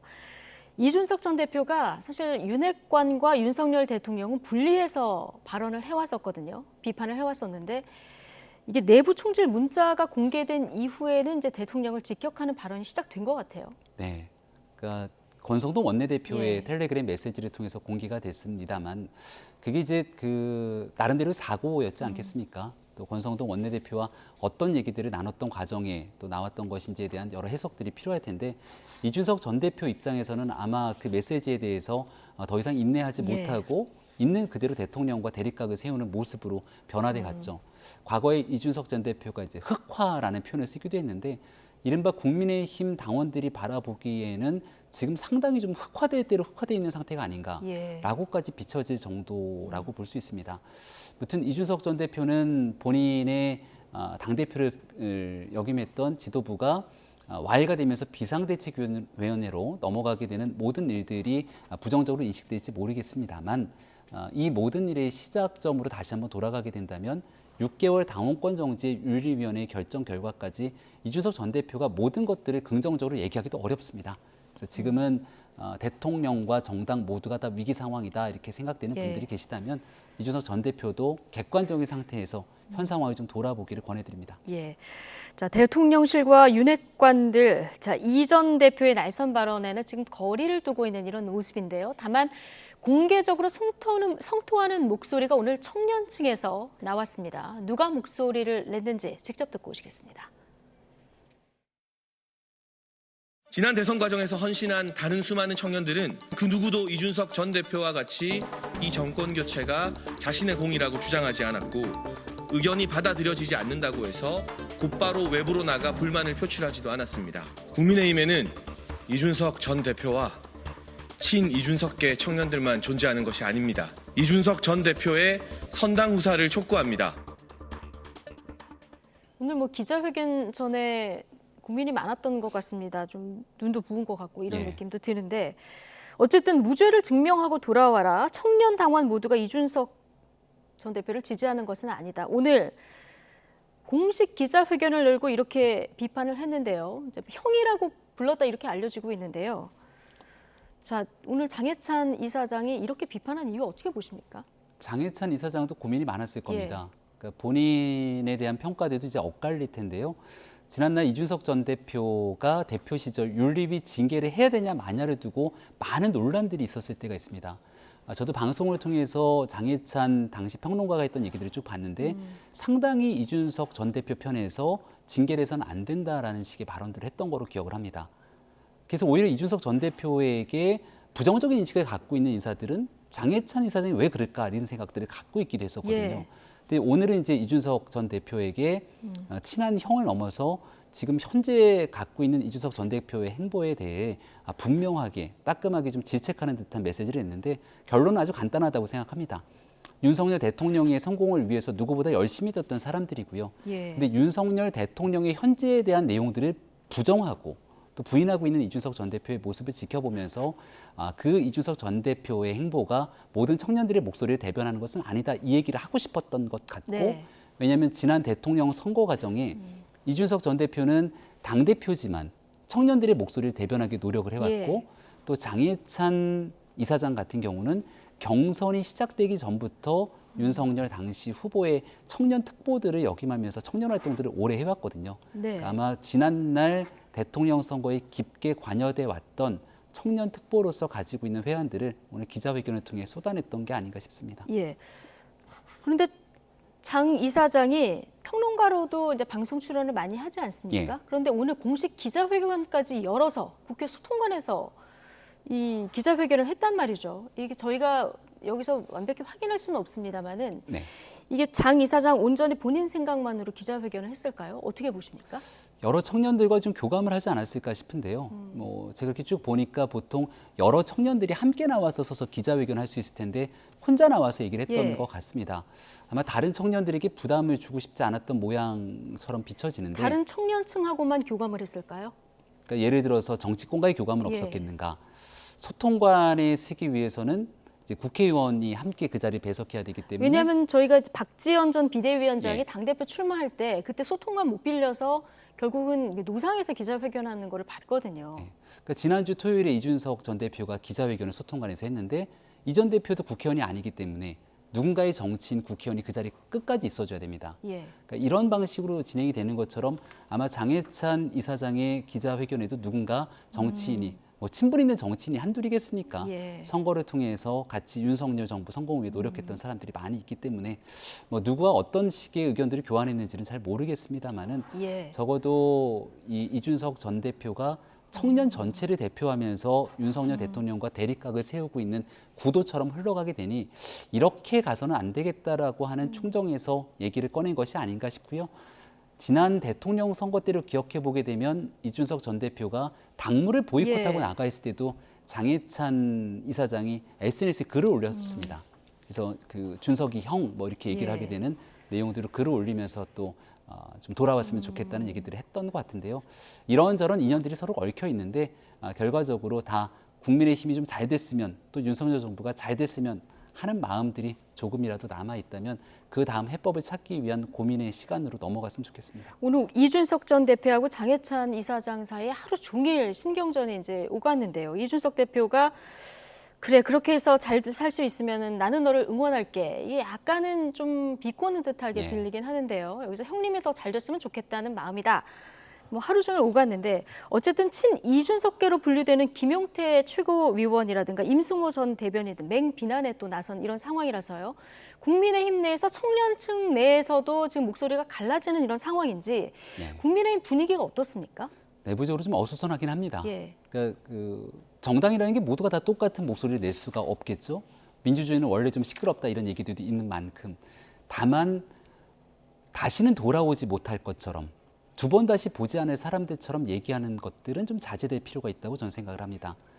근데 지금 이준석 전 대표가 대한민국에 본인 스스로가 만들었던 대통령을 향해서 다시는 보지 않을 것처럼 다시는 돌아오지 않을 것처럼 이야기를 쏟아내게 되니 여기에서 또 함께 정치를 했던 사람들이 이준석 전 대표를 향해서 그런 메시지를 쏟아내고 네. 또 꼬리에 꼬리를 물듯이 이준석 전 대표와 함께 정치를 했던 인사들은 장해찬 이사장을 향해서 다시 보지 않을 것처럼 독한 말들을 쏟아내고 있거든요.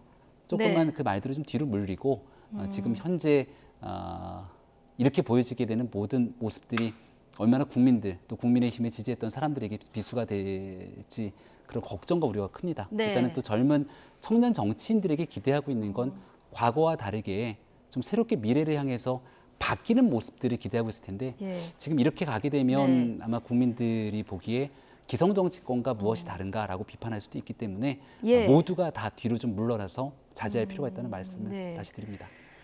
자, 지금 조금 전에 이준석 전 대표가요. 디즈니 알라딘에서 공주가 부른 노래가 있답니다. 가사가 난 절대 지지 않아, 침묵하지 않아, 무너지지 않아 뭐 이런 가사들이 담긴 노래라고 하는데 지금 뭐 조금 발언을 자제했으면 좋겠다 얘기를 하셨지만은 이준석 대표 작심을 한 것 같아요.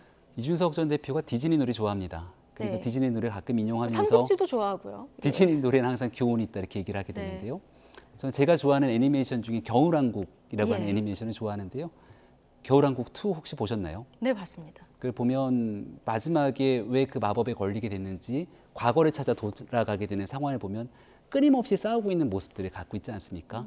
그래서 마지막에 옳은 일을 하기 위해서 안나가 자기를 희생하는 모습을 보이면서 결국 그 지난했던 싸움들을 끊어내게 되죠. 누군가는 나를 버릴 수 있는 희생의 각오로 이 지난한 싸움들을 좀 끊어내야 되지 않을까 싶은데 모두가 다 내가 갖고 있는 것은 버리지 않고 내가 이겨야겠다는 심정으로 가게 되면 이 어두운 싸움들이 좀 계속되진 않을까 걱정되는 당원들의 마음들이 있지 않을까 싶습니다. 그러니까요. 지금 선거를 연승해놓고 특히 대선에서 이겨놓고 이 국민의힘 내분이 이렇게까지 되는 상황에 대해서 국민의힘 지지자들은 좀 어리둥절할 것 같기도 한데요. 자, 갈등이 언제나 수습될지 좀 지켜봐야 될 것 같습니다. 오늘 말씀 여기까지 듣겠습니다. 김병민 국민의힘 광진가 당협위원장과 함께했습니다. 고맙습니다. 네, 고맙습니다.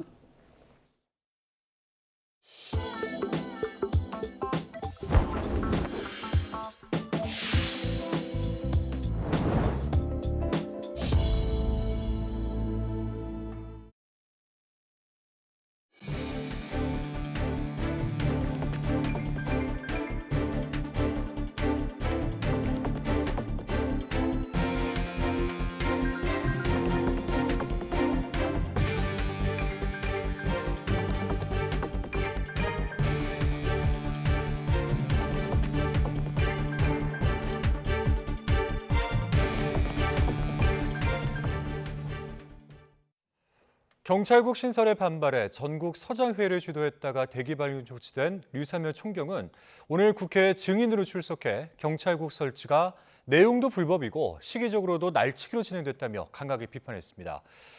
이상민 행정안전부 장관은 이에 대해서 위법한 점이 하나도 없었다며 하나라도 위법한 점을 지적할 수 있다면 수긍하겠다고 자신감을 내비치기도 했습니다. 직접 들어보겠습니다. 이 경찰을 모욕하는 겁니다. 이게 뭐 내용도 불법이고 뭐 시기적으로도 경찰청장이 안 계신 이런 시기를 틈타서 날치기로 이렇게 진행된 것 절차적인 하자도 명백하지만 그보다 더 중요한 것은 우리 경찰을 무시하는 거예요. 이런 30년 만에 큰 일을 이렇게 크게 한 대변혁에 있어서 4일 정도 의견 수렴을 이렇게 하고 마는 거는 이 경찰 구성원의 의사는 안중에도 없다. 이런 걸 반증하니까 이제 일단 경찰국이 위법한 점이 하나도 없습니다. 천 의원님이 경찰국 설치가 위법하다는 것을 단 하나라도 지적할 수 있으면 제가 바로 이 자리에서 수긍을 하겠습니다. 그리고 나머지들은 너무 주관적인 판단이기 때문에 제가 뭐 딱히 뭐 대응할 필요가 없다고 생각하고 있습니다. 국민의힘은 과학기술정보방송통신위원회에서 회의 운영 방식과 법안 소위 구성 등을 협의 없이 진행한다며 폭주 설국 열차라고 비판했습니다. 민주당 의원들은 여당 의원들의 불참을 무단 가출이라고 비꼬며 귀가하라고 꼬집었습니다. 직접 들어보겠습니다. 169석의 거대 야당 민주당이 자기들 마음대로 운행하는 열차, 폭주하는 설국 열차일 뿐입니다. 민주당은 호의호식하며 폭정을 일삼고 설국 열차의 앞칸을 타고 있는 사람들입니다. 이건 민주당스러운 정말 꼼수 소통, 수박 소통입니다. 겉과 속이 너무 다르신 거 아닙니까? 국민의힘께서 아직까지도 본인들이 야당이라고 착각하시는 거 아닌가 하는 생각이 듭니다. 참 답답하기도 하고 참담하기도 합니다. 특별한 이유도 없이 이렇게 여당 측에서 일방적으로 불참하는 일은 헌정사상 참 보기 어려운 참 코미디 같은 일이 아닌가. 무단 결석, 무단 가출을 하신 국민의힘 의원들의 조숙한 귀가 조치를 촉구합니다.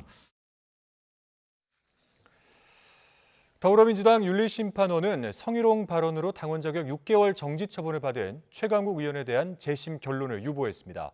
민주당은 오늘 오후 공지를 통해서 윤리심판원은 최 의원 재심과 관련해 본인 소명과 추가 자료 제출 기회를 주기 위해 계속 심사하기로 했다고 밝혔습니다.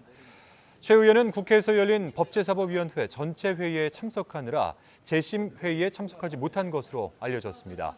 윤리심판위원인 김회재 의원은 회의를 마친 뒤 기자들과 만나 최 의원 측이 목격자와 관계자 증언, 객관적 증빙 자료, 추가 소명 자료를 제출할 시간을 달라고 요청했고 이를 받아들였다고 설명했습니다. 오세훈 서울시장은 최근 집중호우 당시 TBS 교통방송이 이 본연의 업무에 충실했는지 점검하겠다고 밝혔습니다. 오 시장은 오늘 한 방송에 출연해 TBS의 폭우 당시 방송에 관한 질문에 비 오는 날은 예보 방송을 했지만 다음 날 아침 차 막힘 현상이 있었는데도 보도를 열심히 하지 않았다고 평가했습니다. 그러면서 시의회에서 감사 청구도 들어온 만큼 교통방송 본연의 업무에 충실했는지 점검하는 기회를 가질 것이라고 말했습니다.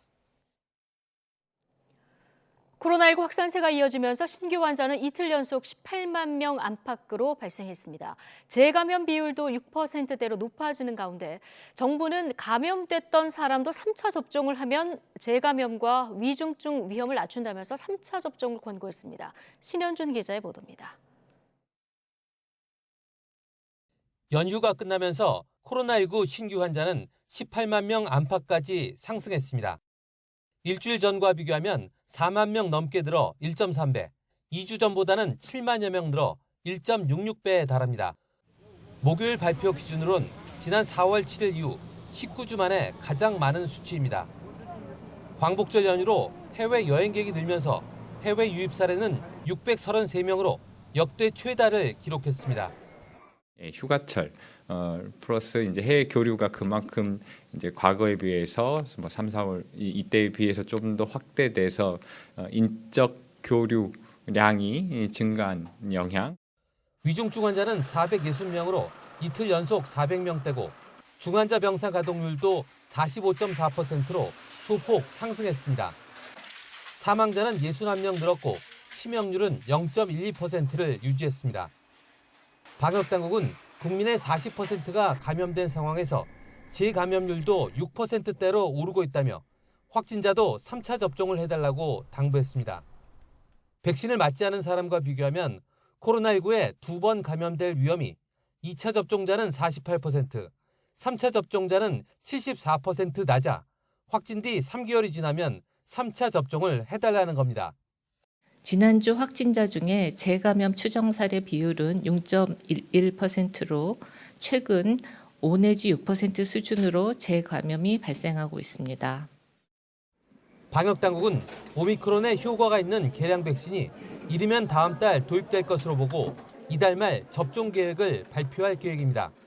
또 현재 유행을 주도하는 BA.5 변이 대응 백신도 올해 하반기 나올 것으로 보고 개발 진행 상황을 주시하고 있습니다. YTN 신현주입니다. 네, 최근 코로나19에 감염돼 숨지는 소아청소년 사례가 늘고 있는데요. 절반가량은 기저질환이 없는데도 숨진 사례입니다. 방역당국은 개학으로 감염 우려가 크다며 소아청소년층에도 백신 접종을 권고했습니다. 김평정 기자입니다. 코로나19에 걸린 소아청소년이 사망하는 사례는 지난해 11월 처음 보고됐습니다. 그 뒤 지금까지 모두 44명이 숨졌습니다. 9세 이하가 10에서 18세보다 2배가량 더 많았습니다. 특히 9세 이하 사망은 최근에 늘었습니다. 누적 사망 사례 29명의 20%인 6명이 지난달부터 지금까지 발생한 겁니다. 소아청소년 사망자의 절반가량은 기저질환이 있었는데 뇌전증 같은 신경계 질환이 가장 많고 비만 등 내분비계 질환과 다운 증후군 등 선천성 장애가 뒤를 이었습니다. 방역당국은 소아청소년 사망자 중 90%가 백신 기초접종을 완료하지 않았다며 특히 기저질환이 있는 소아청소년에게 백신 접종을 권고했습니다. 현재 5에서 11세 어린이의 기초접종률은 1.5%에 불과하고 12에서 17세 청소년의 3차 접종률은 16%에 그치고 있습니다. 소아청소년의 건강을 보호하기 위해 뇌전증, 비만, 당뇨, 선천성 장애 등과 같은 기저질환이 있는 고위험군의 예방접종을 당부드립니다. 사망 사례의 절반이 기저질환자였다면 기저질환이 없는데도 코로나로 숨진 소아청소년도 절반에 달한다는 것. 소아청소년은 스스로 증상을 호소하기 어려운 경우가 많은 만큼 학교와 가정에서 세심한 관찰이 필요하다고 전문가들은 조언합니다. 재유행 속에 개학으로 감염 위험성이 커진 만큼 5에서 11세는 기초 접종을, 12에서 17세는 3차 접종까지 하는 게 도움이 됩니다. 정부는 또 소아청소년 중증 환자 증가에 대비해 현재 2,700여 개로 늘린 소아특수병상을 더 확충할 계획입니다. YTN 김평정입니다. 중국은 60년 만에 찾아온 기록적 폭염에 가뭄까지 겹쳐서 그야말로 타들어가고 있습니다. 추석을 앞두고 중국 농산물 수입 의존도가 높은 우리나라도 강 건너 불구경할 순 없는 처지입니다. 베이징에서 강정규 특파원입니다. 마른 하늘에 로켓을 쏘아 올립니다. 이른바 구름씨라고 불리는 화학물질을 상공에서 터뜨려 인공비를 유도하는 겁니다. 60년 만에 닥친 최악의 폭염에 가뭄까지 겹쳐 중국 대륙은 그야말로 타들어가고 있습니다. 전력 생산의 80%를 수력 발전에 의존하는 쓰촨성은 엿새 동안 계획 정전에 들어갔습니다. 현지 업체들은 물론 도요타나 애플 공장 등 해외 기업들까지 생산을 멈췄습니다. 我们企业接到政府通知以后，已经在时间点内停止了生产用电，员工也是全部安排放假、放高温假。 한창 결실을 맺어야 할 시기에 논밭은 거북이 등껍질처럼 갈라졌습니다. 쓰촨부터 안후이까지 양쯔강 유역 6개 성시의 농작물 피해 면적은 117만 헥타르, 제주도 면적의 6배가 넘습니다. 很多地方都持续4度以上，那这个2个高温跟干旱叠加，对水稻影响是比较大的。 7월 기준 채소류의 평균 도매 가격은 한 달 사이 20% 가까이 뛰었습니다. 고추와 마늘, 양파 등 우리 밥상에 빠짐없이 오르는 이런 채소들의 90%가 중국산입니다. 식재료 가격이 오를 대로 오른 상태에서 추석 장바구니 물가 잡기는 더 어려워질 것으로 보입니다. 베이징에서 YTN 강정규입니다. 통계청이 앞으로 보름 동안 추석 성수품을 포함한 주요 품목의 가격을 매일 조사하기로 했습니다. 통계청은 내일부터 보름 동안 추석 명절 일일 물가 조사를 시행한다고 밝혔습니다. 조사 대상 품목은 소고기와 조기, 과일 등 농축수산물과 밀가루나 두부 같은 가공식품, 외식 삼겹살과 치킨을 포함해 모두 35개입니다. 통계청은 이를 통해 정부의 추석 민생 안정 대책을 지원할 계획입니다. 판문점 도끼 만행 사건으로 숨진 미군 장교 2명을 위한 추모식이 7년 만에 언론에 공개됐습니다. 북한군이 잔혹한 만행을 저지른 지 어느덧 반세기 가까이 지났지만 남북 군사 대치의 상징인 공동경비구역에는 여전히 긴장감이 감돌고 있습니다. 신준명 기자입니다. 한국과 미국의 장병들이 구루터기 모양의 추모비에 헌화하고 경례합니다.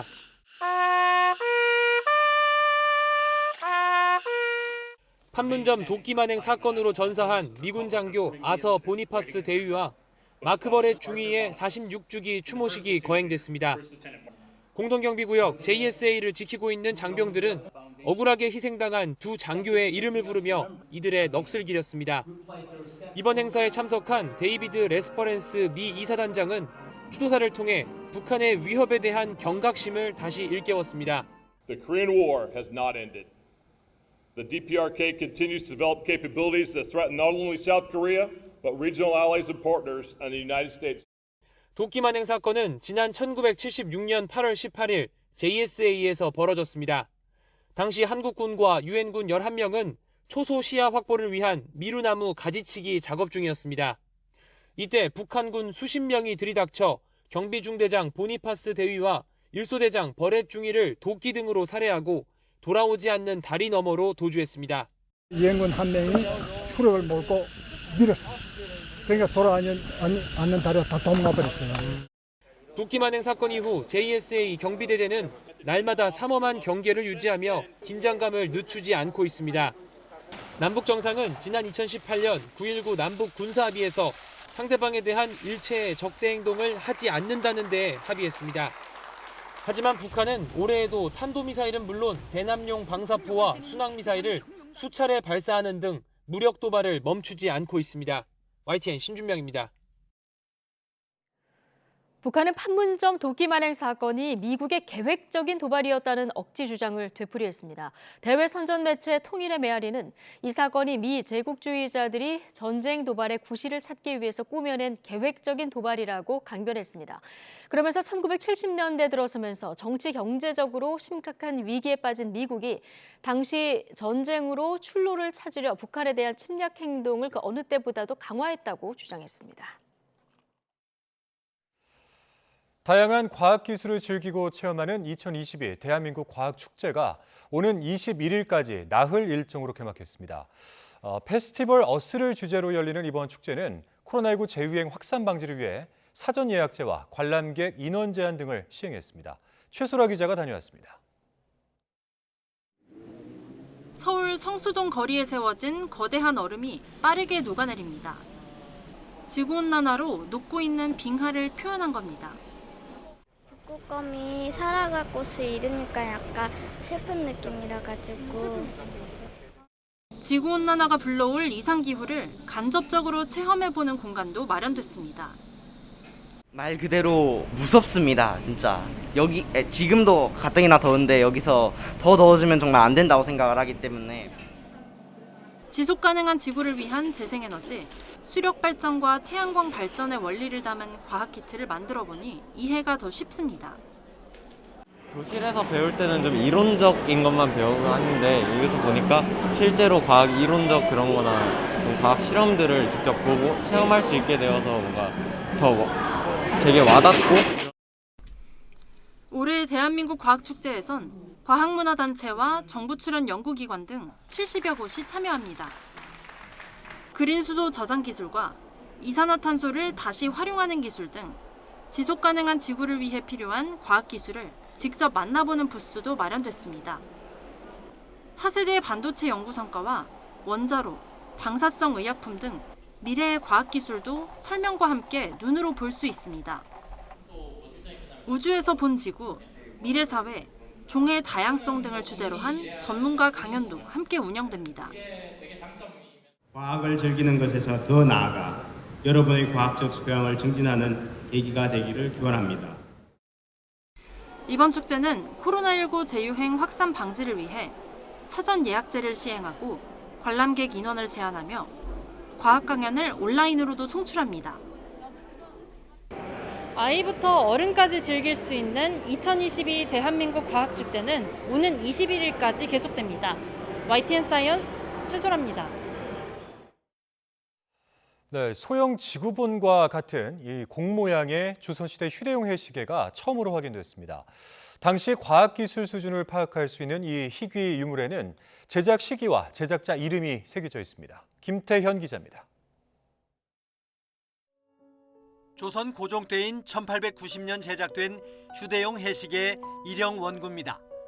국내 최초로 확인된 구형의 해시계는 지금까지 학계에 알려지지 않았던 희귀 유물입니다. 구리와 황동, 철로 정교하게 만든 이 해시계의 높이는 약 24cm이고 지름은 11cm입니다. 해시계에는 제작 시기와 함께 당시 무관인 상직현이라는 제작자 이름이 새겨져 있어 과학사적 가치도 높습니다. 과학적인 정교함뿐만 아니라 상당히 품이 있고 또 여기에 제작 시기와 제작자의 그 명과 낙관까지 있는 아주 완전한 그런 유물이다. 두 개의 반구가 상하로 맞물려 있는 이 해시계는 각종 장치를 조정해 시간을 측정합니다. 먼저 줄을 달아 늘어뜨린 다림줄로 수평을 맞춘 뒤 기다란 T자형 횡량과 태양을 일직선으로 놓아 일각 15분 단위로 시간을 잽니다. 12지의 표시와 96개의 세로선이 있는데 이는 하루를 12개의 시와 96각으로 표기한 조선 후기의 셈법에 따른 것입니다. 당시 해시계인 앙부 1구는 반구 형태로 한 지역에서만 시간을 잴 수 있었습니다. 기술이 진일보한 일형 원구는 남반구까지 포함해 어느 곳에서나 시간을 측정합니다. 이게 앙부일구와는 전혀 그 원리가 다른 그런 형태로 제작이 돼서 또 여러 가지 기능을 포함하고 있는데 독창적인 새로운 것으로 이걸 생각할 수 있겠습니다. 문화재청은 1940년대 일본에 주둔했던 미군 장교가 소장했던 이 유물이 미국 경매에 나온 것을 알고 지난 3월 매입했습니다. 이 유물은 환수문화재 특별전에 선보입니다. YTN 김태현입니다. 걸그룹 블랙핑크 컴백을 기념해서 N 서울타워를 비롯한 주요 도시의 랜드마크가 핑크빛으로 물듭니다. YG 엔터테인먼트는 블랙핑크 컴백을 기념해 오늘 저녁 서울 남산의 N 서울타워를 시작으로 일본 도쿄타워, 미국 뉴욕 브루클린 브릿지, LA 산타모니카 관람차 등의 분홍색 조명을 밝히는 캠페인에 들어갔습니다. 또한 중국 상하이의 백옥란 광장과 태국 방콕 최대 번화가인 센트럴 월드에서도 핑크빛 물결로 도시를 밝히는 미디어 파사드가 연출됩니다. YG 측은 캠페인이 진행되는 각 랜드마크 방문 인증 이벤트도 계획했다며 팬들은 물론 모든 이의 축제가 되길 희망한다고 밝혔습니다. 러시아의 우크라이나 침공 전쟁이 교착 상태에 빠진 가운데 우크라이나가 러시아 점령 지역에 대한 기습 타격 작전에 나섰습니다. 러시아는 우크라이나 민간인 시설에 대한 보복성 폭격으로 맞서고 있습니다. 강성우 기자입니다. 우크라이나 제2의 도시 하르키우의 3층짜리 기숙사가 폭격으로 주저앉은 채 불타고 있습니다. 러시아의 장거리 순항 미사일의 공격으로 파괴된 겁니다. 민간 시설인 기숙사에 있던 약 50명 가운데 20여 명이 숨지거나 다쳤습니다. Я была дома, бах, серый туман, я к дверям, двери закрыты, хорошо, что первый этаж, а так, слышу Вадим, у нас немножко колечко с 10-й комнаты, вот. 이번 공격은 러시아 점령 지역에서 우크라이나의 교란 작전이 본격화된 데 대한 보복으로 보입니다. CNN은 지난 9일 발생한 크림반도 내 러시아 공군기지 폭발이 우크라이나가 배후였다고 보도했습니다. 당시 폭발로 항공기 최소 8대가 파괴되면서 러시아는 큰 타격을 입었습니다. 젤렌스키 대통령은 러시아군의 무기고와 지휘부에 대한 타격이 계속될 것임을 분명히 했습니다. Але сенс у них у всіх один – знищення логістики окупантів, їхніх боєприпасів, військової та іншої техніки, командних пунктів, рятує життя наших людей. 동시에 서방이 지원한 고성능 로켓포로 러시아군의 보급로를 끊는 공격도 계속할 것으로 보입니다. 병력과 장비가 부족한 상황에서 러시아 군을 막아내기 위해 비대칭 전술을 구사하는 겁니다. 하지만 러시아가 북부 벨라루스에 미사일 전력을 늘리고 있어 우크라이나에 대한 대규모 공세가 임박했다는 우려도 나오고 있습니다. YTN 강성웅입니다. 오늘도 비가 쉬어가면서 후텁지근한 날씨가 이어졌습니다. 특히 전남과 경북은 폭염주의보가 내려진 가운데 30도 이상으로 기온이 크게 오르며 무더웠는데 내일은 서울 낮 기온이 28도로 중부지방은 비가 내리면서 더위가 주춤하지만 대구 낮 기온이 33도까지 오르는 등 남부지방은 무더위가 계속되겠습니다. 내일 오후에 중부와 경북 북부에서 비가 시작돼 밤사이 대부분 지역으로 확대되겠고 호남에는 오후 한때 소나기가 지나겠습니다. 비는 모레 새벽에 수도권과 강원도를 시작으로 낮 동안 대부분 그칠 것으로 보이는데 경기 동부와 영서, 충청과 전북에는 최고 70mm, 다른 지역은 5에서 50mm의 비가 오겠고 경기 동부와 영서 지방에는 돌풍과 벼락을 동반한 시간당 30mm 안팎의 강한 비가 쏟아지는 곳이 있겠습니다. 내일 아침 기온은 오늘보다 1, 2도가량 높겠습니다. 서울 23도, 대전 22도, 광주 22도, 부산 24도로 예상됩니다. 낮 기온은 중부지방은 오늘보다 1, 2도 낮겠고 남부지방은 비슷하겠습니다. 서울 28도, 대전 30도, 광주 32도, 울산 32도로 예상됩니다. 비가 일찍 그치면서 주말에는 다시 전국적으로 무더운 날씨가 이어질 전망입니다. 날씨 정보였습니다. 네, 목요일 뉴스나이트 마치겠습니다. 함께해 주신 여러분 고맙습니다.